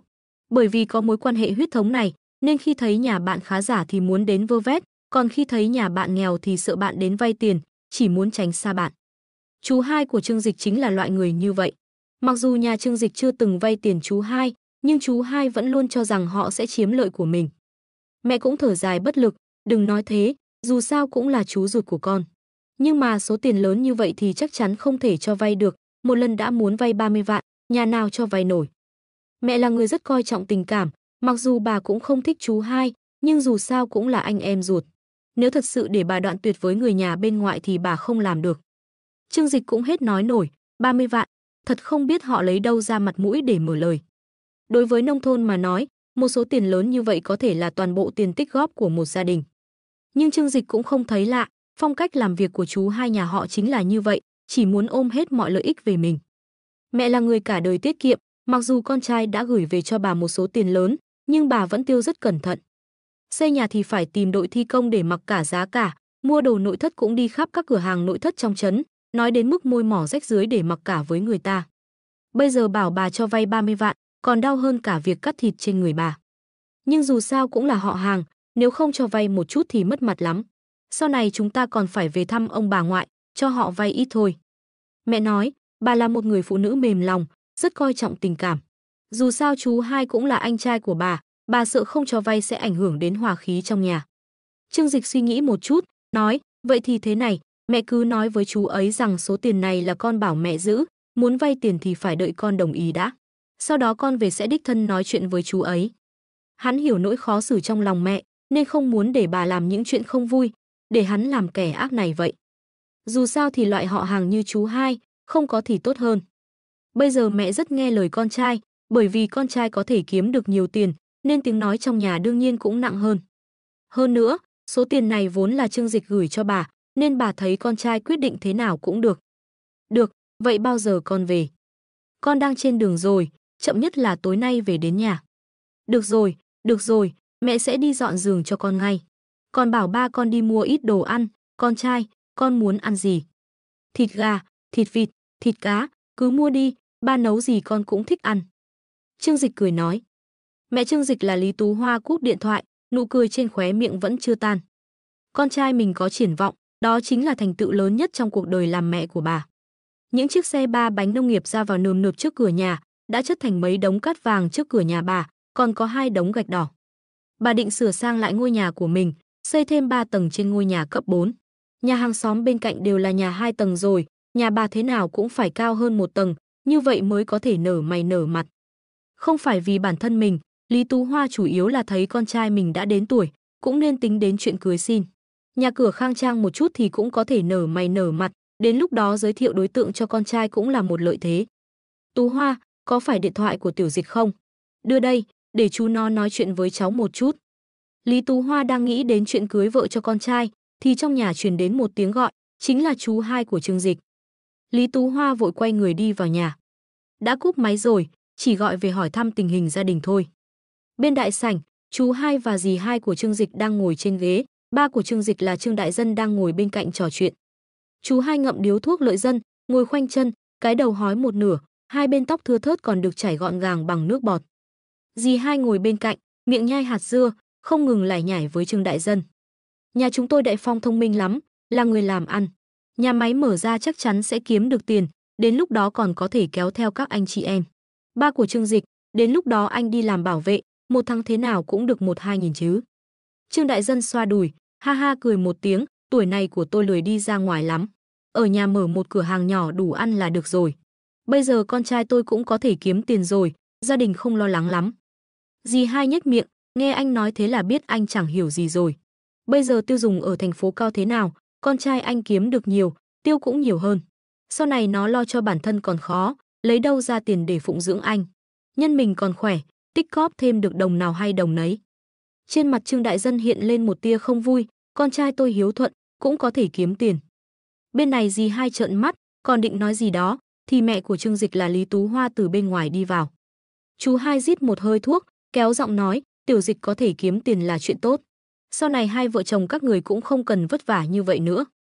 Nói rồi, ông ta giơ hai ngón tay chỉ trỏ, nhìn hai người mở một cửa hàng tạp hóa, cũng chẳng kiếm được bao nhiêu tiền. Số tiền lớn như vậy để trong tay lại không biết đầu tư, để không cũng chỉ là lãng phí. Tôi nói cho hai người biết, Đại Phong mở nhà máy xi măng này chắc chắn sẽ kiếm được nhiều tiền. Nó có đầu óc làm ăn, lại có nhiều mối quan hệ. Nếu không phải nói là làm ăn lớn, vốn lưu động tạm thời không đủ, thì cũng không đến mức phải đi vay tiền người khác. Hai người là dì và dượng của nó, nếu bỏ tiền ra, sau này Đại Phong làm ăn phát đạt thì có thể quên ơn của hai người sao? Trương Đại Dân và Lý Tú Hoa nhìn nhau, trong lòng ông vốn không muốn cho vay tiền, nhưng nghĩ đến đây là họ hàng, không tiện từ chối thẳng. Hơn nữa người đến lại là chú ruột, ông càng không tiện nói chuyện. Lúc này, chỉ có Lý Tú Hoa đứng ra nói chuyện. Anh Hai, chị Hai, Tiểu Dịch có gửi một ít tiền về nhà. Đó là tiền để xây nhà, ngôi nhà cũ này của chúng tôi cũng định sửa sang lại, sau này con cái kết hôn cũng đẹp, còn tiền dư đâu nữa. Chú Hai nghe xong lời này có chút không vui. Tú Hoa, không phải anh trai nói em đâu, anh nghe nói, Đại Dân nói với người khác là Tiểu Dịch đã gửi về nhà mấy trăm triệu rồi. Em xây nhà có thể tốn bao nhiêu, còn lại mấy trăm triệu, em lấy ra 30 vạn thì có là gì. Dì Hai cũng ở bên cạnh nói, đúng vậy, xây nhà thì vội gì. Dù sao Tiểu Dịch bây giờ vẫn chưa kết hôn, có thể để sau. Mấy chục năm nay đều ở được, không thiếu 2 ngày này. Bà ta tiến người về phía trước, nói giọng nghiêm trọng, nhưng chuyện Đại Phong xây nhà máy xi măng không thể trì hoãn, thằng bé muốn kiếm tiền lớn. Nếu vì tiền của nhà em mà chậm trễ, em là gì của thằng bé mà lại nhẫn tâm sao? Lý Tú Hoa nghe xong lời này, trừng mắt nhìn chồng mình. Nếu không phải Trương Đại Dân uống chút rượu, ra ngoài khoác lác với người khác, thì làm sao lại có chuyện này? Bây giờ không ít người đến tìm họ vay tiền, phiền muốn chết. Những người khác không cho vay cũng không sao, nhưng họ hàng thân thiết này đến, nếu không cho vay thì họ sẽ đi khắp nơi nói xấu. Người nông thôn coi trọng nhất là thể diện, đến lúc đó danh tiếng của họ không tốt, không tránh khỏi bị 7 dì 8 cô bàn tán. Trương Đại Dân cũng có chút hối hận, lúc đầu nghe nói con trai gửi về nhà 500 triệu, ông vui đến mức đầu óc choáng váng, ngây ra nửa ngày không dám tin. Cuối cùng Lý Tú Hoa đưa cho ông xem tin nhắn ngân hàng trên điện thoại, ông mới tin là sự thật. Cả đời làm một người nông dân chất phác, bây giờ cuối cùng cũng có thể vì con trai mà ngẩng cao đầu, ông làm sao nhịn được mà không nói. Kết quả chuyện này vừa nói ra, thì rắc rối cũng theo đó mà đến. Chú Hai hút hết điếu thuốc, lại cầm một điếu trên bàn. Đến đây chưa được bao lâu, mà một bao lợi quần đã bị ông hút gần hết nửa. Lý Tú Hoa ngồi xuống, cười nói với chú Hai của Trương Dịch, ông ấy toàn khoác lác với người khác thôi. Có nhiều tiền như vậy sao? Chúng tôi xây nhà, cộng thêm mua đồ nội thất mới, thực sự không còn bao nhiêu. Lúc này chú Hai cau mày, đã có chút mất kiên nhẫn. Em gái, không phải anh nói em tưởng anh không có tiền mới đến tìm em sao? Nhà anh không thiếu tiền. Anh đây là tạm thời vốn lưu động không đủ, tìm em ứng trước một chút. Đây cũng là cơ hội cho em nghĩ xem, nếu Đại Phong có triển vọng, có thể không giúp đỡ nhà em sao? Tiểu Dịch ở thành phố kiếm được chút tiền đó, thậm chí còn không mua nổi một cái nhà vệ sinh, sớm muộn gì cũng phải về nhà. Đến lúc đó để nó đến làm việc trong nhà máy của Đại Phong, 1 tháng 3-4 nghìn tiền lương không thành vấn đề. Dì Hai ở bên cạnh bổ sung, tôi nghe người ta nói, ở nhà cho 3-4 nghìn, thì tương đương với 1-2 vạn ở thành phố rồi. Vợ chồng chú Hai rõ ràng là đến vay tiền, nhưng vẫn tỏ ra vẻ cao tư thái, như thể người vay tiền không phải là họ, mà là ba mẹ Trương Dịch vậy. Điều này cũng không có gì lạ, trong số anh chị em nhà họ Lý, điều kiện gia đình của anh Hai luôn rất tốt. Còn điều kiện gia đình của Lý Tú Hoa lại không tốt, nên luôn bị vợ chồng chú Hai coi thường. Bây giờ thấy gia đình em gái kém cỏi hơn mình bỗng nhiên trở thành nhà giàu mới nổi, họ làm sao không đỏ mắt, hơn nữa là vừa đỏ mắt, vừa coi thường. Trương Đại Dân không vui hừ một tiếng, đứng dậy bỏ đi, tôi đi vệ sinh, hai người cứ nói chuyện trước đi. Ông cũng không thích vợ chồng chú hai, nhưng với tư cách là con rể, không tiện xé rách mặt với nhà mẹ đẻ của Lý Tú Hoa. Nhưng trước khi đi, ông liếc mắt nhìn Lý Tú Hoa, bảo bà nói rõ ràng với anh trai mình. Lý Tú Hoa nghe anh hai, chị hai nói những lời khó nghe cũng không vui. Bà mặt lạnh tanh, dù sao thì tôi cũng không lấy tiền ra được. Tiền là của con trai tôi chỉ giúp nó giữ thôi, nó không nói thì không ai được đụng vào. Thấy thái độ của Lý Tú Hoa như vậy, vợ chồng chú hai nhìn nhau, cố ý nói lớn tiếng. Tiền của Tiểu Dịch mà tôi còn không được dùng sao, tôi là chú hai của nó. Người lớn hỏi tiền vãn bối, nó có thể không cho tôi sao? Chú hai có chút tức giận, mặt lạnh tanh. Dì hai đưa tay chỉ vào Lý Tú Hoa, bà chính là chiều hư đứa trẻ. Trẻ con làm sao quản được tiền, chẳng phải nghe lời người lớn trong nhà sao? Bây giờ bà còn không làm chủ được con trai, sau này nó kết hôn lấy vợ, không biết sẽ khiến bà khổ sở thế nào. Chú hai rít một hơi thuốc, nói, đúng vậy, Tiểu Dịch từ nhỏ tôi đã nhìn nó lớn lên, học hành cũng được, nhưng cái nết này thực sự không được các người dạy dỗ tốt. Lần nào gặp tôi cũng liếc mắt đi ngang, nếu là con nhà tôi đã dùng thắt lưng đánh cho một trận rồi. Dì hai gật đầu, rất tự hào nói, bà xem con trai chúng tôi Tiểu Tam, trước kia đi học rất nghịch ngợm. Bố nó treo nó lên đánh bằng thắt lưng, sau này có ngoan không? Lý Tú Hoa lập tức nghĩ đến đứa cháu trai đó, sau khi bị đánh đòn thực sự ngoan ngoãn hơn. Nhưng sau khi tốt nghiệp đại học, nó lập tức đi vào miền Nam, nghe nói bây giờ đến Tết cũng không về nhà, không liên lạc gì với gia đình. Bà lắc đầu, dù sao thì tôi cũng không làm chủ được số tiền này. Nếu hai người muốn vay thì đi tìm người khác đi. Nói đến mức này, đã là tiễn khách rồi. Sắc mặt của chú hai và dì hai rất khó coi, vay tiền của người khác thì phải trả chứ. Hừ, vậy tôi đợi Tiểu Dịch về sẽ đích thân hỏi nó, xem nó còn coi tôi là chú hai không. Ông đứng dậy, tức giận dẫn dì hai bỏ đi, trước khi đi không quên nhét nửa bao lợi dân trên bàn vào túi. Vợ chồng chú hai tức giận bỏ đi khỏi nhà Trương Dịch. Ra khỏi cổng lớn, trước cửa lại có hai chiếc máy kéo, đang chuyển gạch mới nung từ lò gạch xuống. Những người đàn ông cởi trần xếp từng chồng gạch xuống, thỉnh thoảng còn dùng khăn đen lau mồ hôi, không nhìn rõ màu sắc ban đầu. Trước cửa đã chất đống hơn chục đống gạch, nhìn thế này thì còn phải tiếp tục chuyển đến đây nữa. Chú hai chua xót, ông cũng từng chở hàng cho lò gạch, theo ước lượng thì với số lượng này, xây nhà 3 tầng cũng đủ. Trương Dịch làm gì ở ngoài kia thế, trông như nhà giàu mới nổi vậy. Dì hai quay đầu nhìn vào nhà Trương Dịch, thì thầm nói, vừa nãy tôi vào sân xem, bên trong để hơn chục thùng giấy lớn, toàn đồ nội thất mới mua. Có tivi, tủ lạnh, máy giặt, máy tính điều hòa, máy hút bụi, ôi, đúng là phát tài rồi. Bà chọc vào khuỷu tay chú hai, tôi nói cho ông biết, đây là nhà em gái ông, thế nào cũng phải bắt họ bỏ tiền ra. Con trai chúng ta đang chờ tiền để mở xưởng đấy.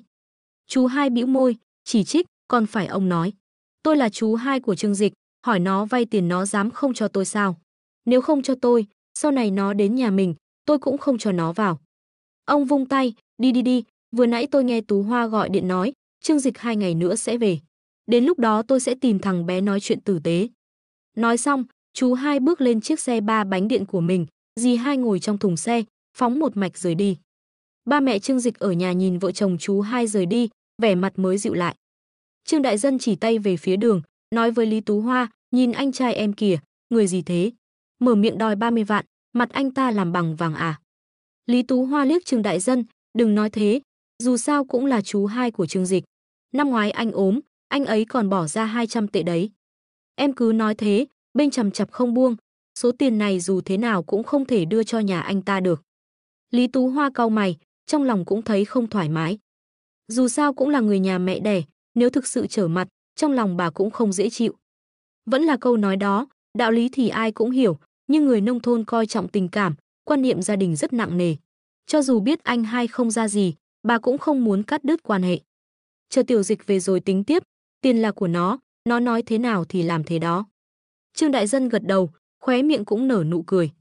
Ha ha, con trai tôi biết, từ nhỏ nó đã ghét chú hai của nó, không thể nào cho ông ấy một xu nào.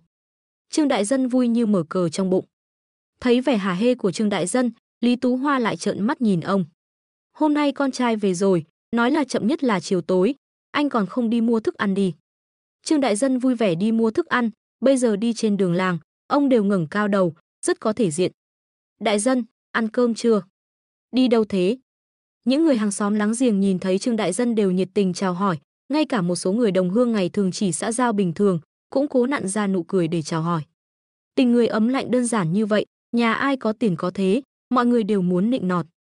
Trương Đại Dân tươi cười, vừa ăn xong, tôi ra phố mua thức ăn, Tiểu Dịch hôm nay về nhà. Khi nghe tin Trương Dịch sắp về, những người hàng xóm láng giềng không khỏi lộ ra vẻ ghen tị. Ôi chao, cậu sinh viên nhà bác sắp về rồi à, phải chuẩn bị thật tốt mới được.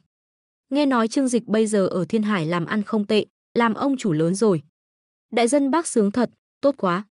Ánh mắt mọi người tràn đầy sự ngưỡng mộ. Người nông thôn cả đời không có nhiều tiền đồ, mọi hy vọng đều đặt lên thế hệ sau. Những người trung niên như họ, quan tâm nhất chính là con cháu của mình. Cho dù bản thân mình hàng ngày chỉ ăn bánh bao và dưa muối, nhưng nếu con cháu có tiền đồ, vẫn có thể ngẩng cao đầu trong làng, được mọi người ngưỡng mộ. Trương Đại Dân vui vẻ chép miệng, ôi, sướng gì chứ, nó kiếm đủ ăn là tôi mừng rồi. Đã lớn thế này rồi mà vẫn chưa có vợ, tôi lo chết đi được. Mặc dù nói vậy, nhưng trên mặt ông cười như hoa nở, có chút nào buồn rầu đâu. Bà Lý hàng xóm đang làm đồ thủ công, nghe vậy liền lớn tiếng nói, bác còn lo không có con dâu sao. Một chàng trai như Tiểu Dịch, vừa có tài vừa nói chuyện dễ nghe, ở thành phố muốn tìm cô gái nào chẳng được. Bà Cố bên cạnh vừa hạp hạt dưa vừa nói với đôi mắt sáng lấp lánh, anh Đại Dân, Tiểu Dịch vẫn chưa có người yêu à? Hay để tôi giới thiệu cho một cô, cháu gái tôi bằng tuổi Trương Dịch, xinh lắm đấy. Trương Đại Dân miệng thì đồng ý, được, lát nữa cô nói cho tôi biết. Nếu thành công, tôi nhất định phải cảm ơn cô thật tử tế. Mặc dù nói vậy, nhưng trong lòng Trương Đại Dân đã tính toán xong, cháu gái bà Cố học chưa hết cấp 2 đã đi làm ở Đông Quan. Năm nào về cũng ăn mặc lòe loẹt, suốt ngày ngồi sau xe máy của mấy chàng trai đi lung tung, ông không dám lấy loại con dâu này. Sau khi Trương Đại Dân rời đi, những người hàng xóm tụ tập lại bàn tán. Nghe nói chưa, Trương Đại Dân nói con trai ông ấy gửi về nhà mấy trăm triệu. Bà Lý vừa nói vừa nhăn cả miệng lại. Bà Triệu bên cạnh tỏ vẻ không tin, thôi đi, nó làm gì mà kiếm được nhiều tiền thế. Sao lại giả được chứ, nhà lầu nhỏ của họ sắp xây xong rồi, trong sân toàn đồ nội thất mới. Nếu không phát tài thì làm sao tiêu xài như vậy được. Bà Lý quả quyết nói. Bà Lưu cũng ra làm chứng, thật đấy, chiều hôm qua tôi đến nhà họ chơi còn thấy mà. Ôi, nhà họ đúng là vận may đến, phát tài rồi. Mấy trăm triệu thì không có, nhưng 50-60 vạn thì ít nhất cũng có. Bà Cố cũng nói. Vài trăm triệu trong mắt họ là một khoản tiền khổng lồ không thể tưởng tượng nổi. Con trai nhà người ta có tiền đồ thật. Bà Lý cảm thán. Mặc dù mọi người bàn tán xôn xao, nhưng đối với gia đình Trương Dịch, họ chỉ có sự ngưỡng mộ, không có mấy người đố kỵ. Có câu nói hay, xa thơm không bằng gần tốt. Nhà họ Trương vi nhân hậu đạo, nên mối quan hệ với hàng xóm láng giềng đều rất tốt. Vì vậy, khi nhà họ Trương phát tài, họ không hề đỏ mắt, điều này tốt hơn nhiều so với chú hai ruột của Trương Dịch. Mẹ Trương Dịch ở nhà cũng không rảnh rỗi. Con trai sắp về, bà lập tức gọi điện cho con gái lớn. Trương Tư Viên lấy chồng gần, lấy một người ở làng bên, sau đó hai vợ chồng cùng nhau mở một quán ăn nhỏ ở thị trấn. Bình thường ba chị em có mối quan hệ khá tốt, mỗi lần Trương Dịch về đều phải đến thăm chị cả. Lý Tú Hoa muốn con gái cả về, buổi tối cùng em trai trò chuyện, cả nhà cũng vui vẻ hơn. Alo, Tiểu Viện, hôm nay em trai con về, tối con qua đây một chuyến nhé. Giúp bố con làm vài món, cũng trò chuyện với em con. Đầu dây bên kia, nghe tin em trai sắp về, Trương Tư Viện vui mừng khôn xiết. Thật ạ, vâng ạ, con bận xong việc sẽ qua ngay. Vì Trương Tư Viện ở gần nhà mẹ đẻ, nên cách 3-4 hôm cô lại về thăm ba mẹ, chuyện gì trong nhà cô cũng biết. Em trai mình bây giờ đã có tiền đồ, làm chị sao mà không vui cho được. Trương Tư Viện cúp điện thoại, hai tay trà sát bừa bãi vào tạp dề, rồi nói với người chồng đang xào rau bên cạnh, Lưu Khải, hôm nay em trai em về, chiều em về nhà mẹ một chuyến nhé. Trong quán ăn cũng không có mấy người, ngày thường ngoài những ngày lễ Tết đều như thế này. Những người trẻ trong nhà đều vào thành phố làm việc, trong nhà ít người, việc kinh doanh quán ăn cũng không được tốt lắm, chỉ đủ duy trì cuộc sống mà thôi. Anh rể Lưu Khải mắt sáng lên, này, Tư Viện, nghe nói em trai em ở Thiên Hải kiếm được nhiều tiền lắm à? Lần này có thể để nó hỗ trợ gia đình mình không? Trương Tư Viện mặt tối sầm, lập tức không vui nói, anh nghĩ gì vậy? Em trai em ở Thiên Hải vất vả làm việc nhiều năm như vậy, kiếm được chút tiền có dễ dàng không? Chúng ta không hỗ trợ nó cũng được, còn trông chờ nó đưa tiền cho chúng ta sao? Anh có còn mặt mũi không? Anh rể bị mắng một trận, lập tức mặt đỏ bừng. Là một người đàn ông, làm như vậy thực sự có chút mất mặt. Nhưng mất mặt thì có sao chứ, không có tiền mới là vấn đề chứ.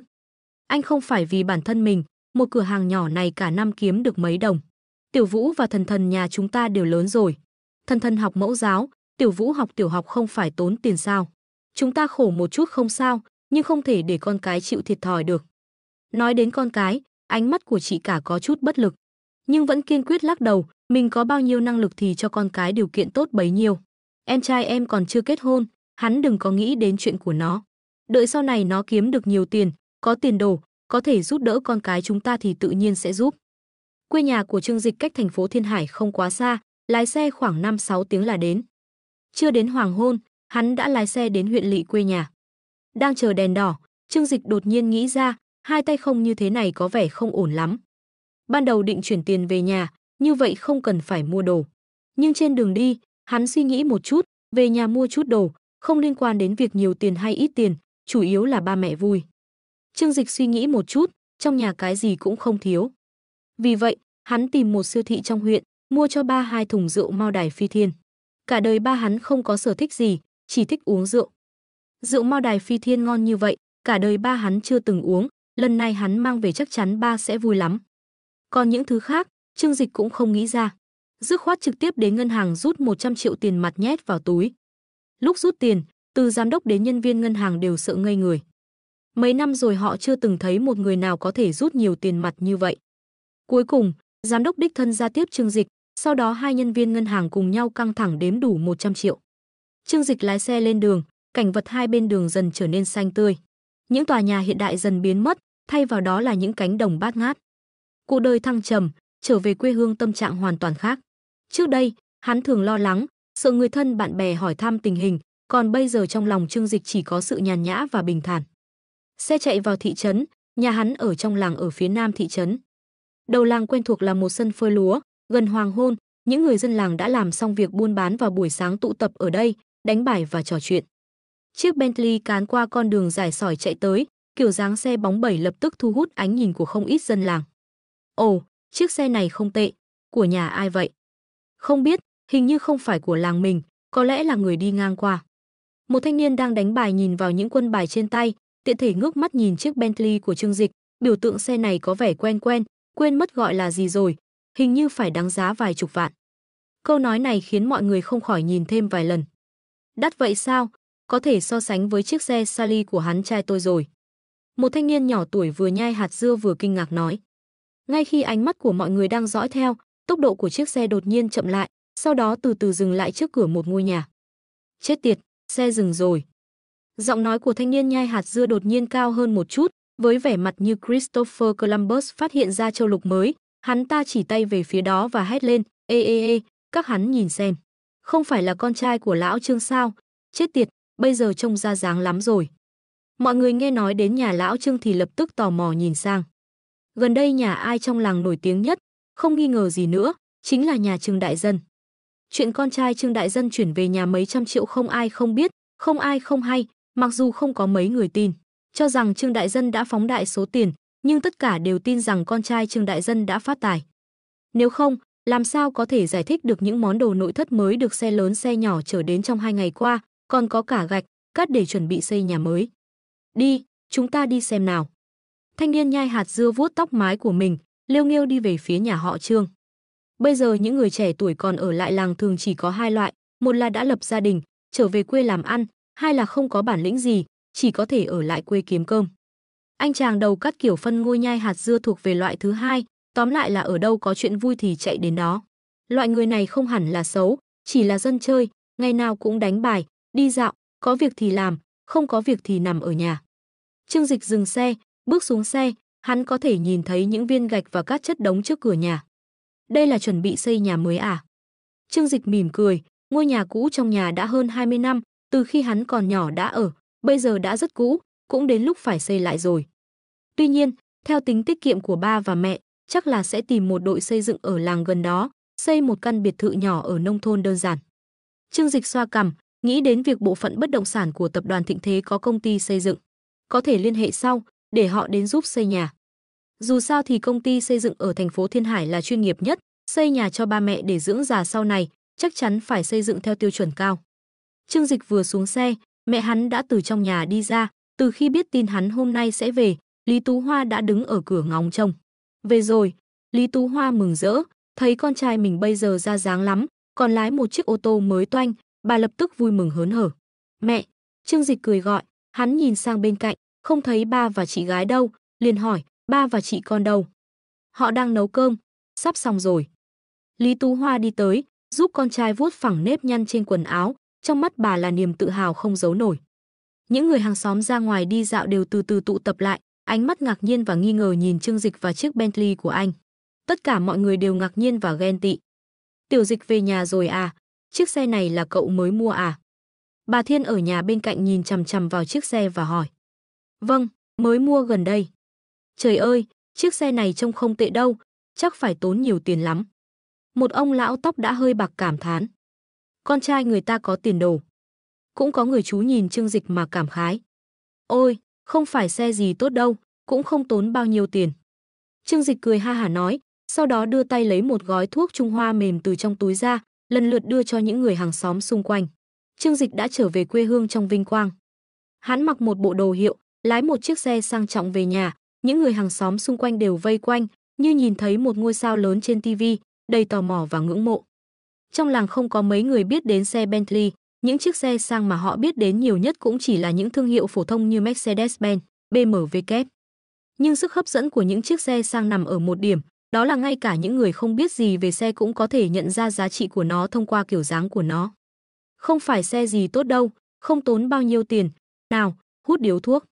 Trương Dịch cười rất khiêm tốn, sau đó chia từng điếu thuốc cho những người hàng xóm xung quanh. Mọi người nhận lấy điếu thuốc, nhìn vào nhãn hiệu trên đó, trong mắt lập tức hiện lên vẻ kính trọng hơn. Đây là loại thuốc ngon 40 mấy một gói. Cậu con trai nhà họ Trương bây giờ giàu có như vậy, hút được loại thuốc ngon như vậy. Bản thân Trương Dịch bình thường không hút nhiều thuốc, nhưng với thân phận hiện tại của hắn, nếu hút thì ít nhất cũng phải là thuốc lá Hoàng Hạc Lâu và thuốc lá Cửu Ngũ Chí Tôn. Nhưng hắn có mua những loại thuốc đó thì những người dân quê cũng không biết. Vì vậy, hắn đã khéo léo mua một gói thuốc Trung Hoa mềm mà người dân quê coi là xa xỉ, rất có thể diện. Những người hàng xóm nhìn thấy Trương Dịch bây giờ tươi cười rạng rỡ, cả người toát lên hơi thở của tiền bạc, thực sự rất ngưỡng mộ. Vừa ngưỡng mộ Trương Dịch có tiền đồ, vừa ngưỡng mộ gia đình Trương Dịch. Ban đầu, mọi người đều là những người dân làng bình thường không có tiền, nhưng Trương Dịch phát đạt, cả nhà hắn sẽ được hưởng phúc. Tú Hoa, con trai cô thật có tiền đồ, sau này có thể hưởng phúc rồi. Bà Thiên cười ha hả nói với mẹ Trương Dịch. Dù sao cũng là sinh viên đại học của làng mình, Trương Dịch thông minh từ nhỏ, trước đây tôi đã từng nói rằng lớn lên chắc chắn sẽ có tiền đồ. Người chú họ của Trương Dịch vừa hút thuốc vừa nói. Hút thuốc Trung Hoa mềm vào miệng, hương vị đó không thể so sánh với thuốc lá hồng mai 3 đồng một gói, hắn ta thoải mái đến mức nheo cả mắt lại. Lý Tú Hoa cười hì hì, ôi, hưởng phúc gì chứ? Bây giờ ngay cả vợ cũng chưa có, ngày nào tôi cũng lo lắng muốn chết. Bà xem kìa, với bản lĩnh của Trương Dịch bây giờ, tìm được cô vợ như thế nào mà chẳng được. Người ta tìm cũng phải đến thành phố tìm cô gái trẻ đẹp, không cần bà lo lắng đâu. Những người hàng xóm nói bảy mồm tám miệng, trong lời nói có ý nịnh nọt. Ở nông thôn, nhà ai có tiền có thế thì có mặt mũi, mọi người cũng muốn làm quen với nhà đó. Tại sao? Là bà con làng xóm, câu tục ngữ nói rất hay, xa thơm không bằng gần thối, nhà có chuyện gì có thể giúp đỡ lẫn nhau. Nhà họ Trương già bây giờ phát đạt rồi, làm quen với họ, sau này gặp khó khăn gì nhờ giúp đỡ cũng tiện hơn. Chị dâu, Tiểu Dịch bây giờ vẫn chưa có đối tượng à, để tôi giới thiệu cho một cô nhé. Bà Lý thích làm mối chen vào nói, bà là bà mối chuyên nghiệp nổi tiếng trong làng, bây giờ con gái nông thôn ngày càng ít, thị trường hôn nhân cũng trở nên cạnh tranh ngày càng gay gắt, vì vậy bà mối chuyên nghiệp cũng bắt đầu xuất hiện. Điều kiện của Trương Dịch bây giờ là một báu vật, nếu có thể làm thành thì không thể thiếu một phong bì đỏ lớn. Lý Tú Hoa gật đầu, được, nếu có người phù hợp thì bà để ý giúp tôi. Những người hàng xóm hàn huyên một hồi, khen Trương Dịch hết lời. Những đứa trẻ trong làng vây quanh chiếc xe của Trương Dịch, mắt đầy tò mò, nhìn thân xe đẹp đẽ, bóng loáng như mới, không nhịn được dùng bàn tay bẩn thỉu vẽ con rùa lên nó. Thấy cảnh này, người lớn bên cạnh vội vàng đánh vào tay đứa trẻ, quát lớn, đừng có sờ lung tung, làm hỏng thì nhà mình để không nổi đâu. Vài thanh niên trong làng đi tới, mắt sáng rực nhìn chằm chằm vào chiếc xe của Trương Dịch.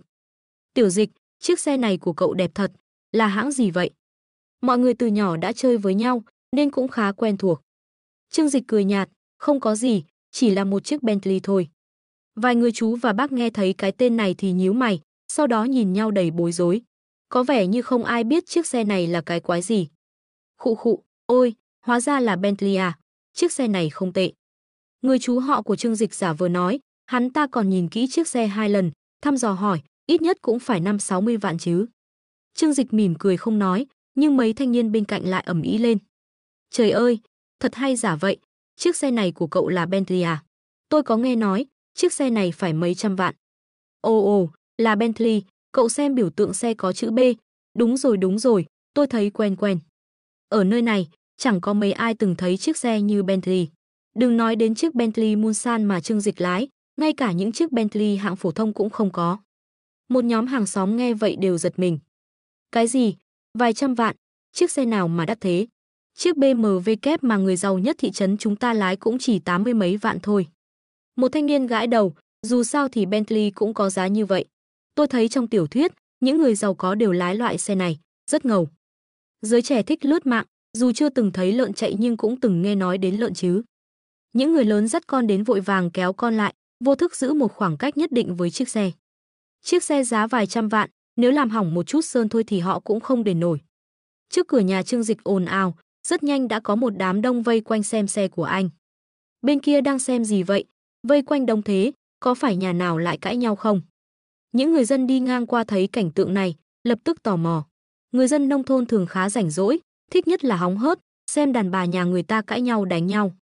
Có nhà ăn cơm xong sớm, người vợ đang bưng bát mì đứng ở cửa ăn, thấy vậy liền chạy vội đến. Không phải, là con trai nhà họ Trương lái một chiếc xe rất ngầu về nhà. Chết tiệt, lái Mercedes hay BMW kép? Không phải, hình như gọi là Bentley, còn đắt hơn cả Mercedes, BMW kép. Tin tức cũng truyền từ người này sang người khác, không lâu sau, trước cửa nhà họ Trương đã vây quanh một đám đông đến xem náo nhiệt. Họ cũng muốn xem thử, chiếc xe sang trọng được đồn đại là đắt hơn cả Mercedes và BMW kép trông như thế nào, sau này cũng có thể khoe khoang với người khác. Tất nhiên, thực ra những chiếc Mercedes, BMW kép cao cấp không hề rẻ hơn Bentley. Chỉ vì những chiếc xe sang trọng phổ thông như Mercedes, BMW kép có giá khá đồng đều, có nhiều mẫu xe giá vài chục vạn, nên thường xuất hiện nhiều hơn trong các gia đình bình thường. Còn Bentley luôn đi theo hướng cao cấp, không phải là lựa chọn của các gia đình bình thường. Đối mặt với sự ngưỡng mộ và tò mò của hàng xóm, Trương Dịch không hề khoe khoang, chỉ cười nhạt trò chuyện với mọi người. Mẹ, chúng ta vào thôi. Trương Dịch đến cốp xe, mở nắp cốp, từ bên trong lấy ra 2 thùng rượu Mao Đài Phi Thiên 30 năm. Là loại rượu trắng đắt nhất trong nước, Mao Đài thực sự là hình mẫu của việc khoe khoang ngầm. Bao bì bằng bìa cứng kiểu cổ điển, trông còn không bằng loại rượu lão thôn trưởng 5 đồng một chai. Nhưng chỉ cần loại rượu này có tiếng, thì dù là bao bì xấu nhất cũng trở nên cao cấp. Ôi trời ơi, Mao Đài! Trong đám đông, có một ông lão không nhịn được hét lớn. Mắt ông ta mở to như chuông, nhìn 2 thùng Mao Đài còn chăm chú hơn nhìn vợ mình. Đàn ông trong làng hầu hết đều thích uống rượu, đặc biệt là những người lớn tuổi, ai mà không uống được 2-3 cân. Họ có thể không hiểu về xe, nhưng về rượu thì họ chắc chắn là chuyên gia. Vì vậy, khi thấy Trương Dịch xách xuống 2 thùng Mao Đài, loại Mao Đài Phi Thiên đóng thùng, những ông lão đó đều vô thức nuốt nước bọt. 2 thùng Mao Đài Phi Thiên là hơn 20.000 tệ. Trong làng chẳng có mấy ai từng uống loại rượu này, nếu ai có cơ hội uống một lần thì có thể khoe khoang cả đời. Lần đó ở đâu, tôi đã uống Mao Đài Phi Thiên với ai. Loại rượu ngon này uống vào thật khác biệt, vào miệng êm, xuống cổ mát. Uống một ngụm mà hương vị trong miệng còn lưu lại 3 ngày. Đàn ông trong làng nhìn đến nỗi mắt tròn mắt dẹt, đặc biệt là những người nghiện rượu lớn tuổi, mắt ba nhìn Trương Dịch xách 2 thùng rượu vào nhà. Lúc này, ba và chị gái Trương Dịch đang nấu cơm trong bếp, sau nghe thấy động tĩnh ngoài cửa thì đều ra. Trương Đại Dân còn đeo tạp dề hoa ở eo, vừa nhìn thấy cảnh tượng này, lại thấy con trai mình ăn mặc bảnh bao, lập tức vui vẻ cười ha ha. Về nhà rồi à? Trương Đại Dân cẩn thận lau tay vào tạp dề rồi đi tới, mắt nhìn vào người con trai, sau đó nhanh chóng nhìn vào 2 thùng rượu trong tay anh. Cả đời ông chưa từng uống Mao Đài, thấy loại bao bì giấy đơn giản này còn tưởng bên trong đựng thứ gì khác. Đây là mua thứ gì vậy? Ông tò mò hỏi. Trương Dịch cười, hắn còn chưa kịp nói, thì một người chú họ của Trương Dịch đã lên tiếng, Đại Dân, đây là đồ tốt. Trấn họ Trương là nơi một gia tộc sinh sống, những người họ Trương trong làng đều là họ hàng. Từ nhỏ đến lớn, Trương Dịch ra ngoài một chuyến, phải gọi chú bác 800 lần, khiến hắn từ nhỏ đã thích ở lì trong nhà. Con trai anh mua rượu Mao Đài cho anh đấy. Người hàng xóm Điền Đại gia nói với vẻ ngưỡng mộ. Con trai anh thật có hiếu, mua thứ mấy vạn tệ để hiếu kính anh. Những người phụ nữ không có cảm giác gì với rượu, họ cũng không thích uống, nhưng khi nghe đến giá tiền thì đều bàn tán xôn xao. Còn những người đàn ông thì chỉ ngưỡng mộ, họ cũng muốn con trai mình mua rượu ngon cho mình uống. Yết hầu Trương Đại Dân rõ ràng chuyển động, mắt nhìn chằm chằm vào 2 thùng rượu Mao Đài. Đối với một người nghiện rượu lâu năm, 2 thùng mao đài có ý nghĩa gì? Giống như một ông xử nam lâu năm về nhà, phát hiện trên giường có một nữ diễn viên phim hành động Nhật Bản nằm trần truồng trên giường của mình. Người chú họ đi tới, cười nói với Trương Đại Dân, anh Đại Dân, hôm nay em phải đến nhà anh ăn ké cơm rồi. Trương Đại Dân cười đến nỗi mặt sắp nở hoa, nhưng lại rất khôn ngoan nói, cơm thì được, rượu thì đừng hỏng. Này, anh này, chúng ta chơi với nhau từ nhỏ đến lớn, không thể cho em uống một ngụm rượu sao? Đây là con trai tôi mua cho tôi, muốn uống thì bảo con gái anh mua cho anh. Trương Đại Dân 3 bước thành 2 bước, từ tay Trương Dịch nhận lấy rượu mao đài, rồi nhanh chóng chạy vào nhà. Đừng nhìn tuổi đã hơn 50, nhưng xách 2 thùng mao đài chạy còn nhanh hơn cả thỏ. Ôi, lại không xin được. Người chú họ tiếc nuối nói, nhưng ông cũng không nản lòng, đến lúc ăn cơm ông sẽ bưng bát qua. Không tin là ông không cho uống một ngụm rượu nào. Trương Dịch cười nhìn cảnh này, đã lâu rồi ba hắn không nở nụ cười vui vẻ như vậy, trong lòng hắn cũng thấy vui. Em, vào nhà đi, cơm đã nấu xong rồi. Chị gái cười đi tới, kéo tay Trương Dịch vào nhà. Người nhà họ Trương đã về hết, còn rất nhiều hàng xóm bên ngoài vây quanh đó, bàn tán rôm rả. Trương Dịch thật có bản lĩnh, giờ kiếm được nhiều tiền về rồi, người nhà cũng được hưởng phúc. Hôm trước nghe Trương Đại Dân nói, con trai ông ấy chuyển về nhà mấy trăm vạn, tôi còn nghĩ ông ấy khoác lác. Kết quả giờ nhìn xem, ôi, người ta thực sự phát đạt rồi. Chị Lý đừng chỉ ngưỡng mộ thế chứ, con gái chị chưa kết hôn mà. Nhờ người mai mối đi, nếu để Trương Dịch làm con rể chị, nhà chị cũng được hưởng phúc theo. Thôi đi, người ta cũng không để mắt đến con gái tôi đâu. Bà Lý nghĩ đến cô con gái cao 1m50, nặng 60 kg của mình, thở dài một hơi. Nhà đã chuẩn bị xong bữa tối, ba Trương Dịch đích thân vào bếp, làm 10 mấy món. Nào là gà mái già hầm nấm, canh cá đậu phụ, chân giò heo xé phay, vịt muối, đủ các món bày đầy một bàn lớn. Người nấu ăn ngon nhất nhà họ Trương chính là ba Trương Dịch, vì hồi trẻ Trương Đại Dân từng làm dân quân, chuyên phụ trách nấu ăn cho đội. Tay nghề ở nông thôn không chú trọng đẹp mắt, chỉ chú trọng hương vị. Vì vậy, món ăn Trương Đại Dân làm đều là một chậu to một chậu lớn, trông không đẹp mắt, nhưng hương vị tuyệt đối không kém nhà hàng. Con trai vinh quy bái tổ, người cha nào mà không vui. Trương Đại Dân cẩn thận mở một chai mao đài phi thiên, sau đó rót cho mình 2 lượng, uống rất ngon lành. Tiểu Dịch, giờ con ở thành phố thế nào? Trương Đại Dân cười hỏi, rượu vang khiến khuôn mặt ông ửng hồng hạnh phúc. Mặc dù biết con trai mình giờ có tiền, nhưng Trương Đại Dân cũng mơ hồ, không biết số tiền này của hắn kiếm từ đâu ra. Trương Dịch nhìn người nhà, ba mẹ và chị gái đều chăm chú nhìn mình, trong mắt đầy tò mò. Trương Dịch cười nói, giờ con cũng ổn, cũng có công ty riêng rồi, công ty khá kiếm ra tiền. Sau này ba mẹ không cần lo lắng cho con nữa, chỉ cần chờ hưởng phúc thôi. Ồ, vậy thì tốt. Trương Đại Dân gật đầu, hai vợ chồng họ cũng không hiểu Trương Dịch làm gì ở Thiên Hải, nên cũng không hỏi nhiều. Họ chỉ biết rằng con trai mình vẫn luôn rất có tiền đồ, nên giờ Trương Dịch phát tài, ngoài việc ngạc nhiên, họ chỉ thấy Trương Dịch có bản lĩnh. Chị gái vẫn luôn bao dung với Trương Dịch, nên cũng không hỏi nhiều, chỉ bảo hắn ăn nhiều thức ăn.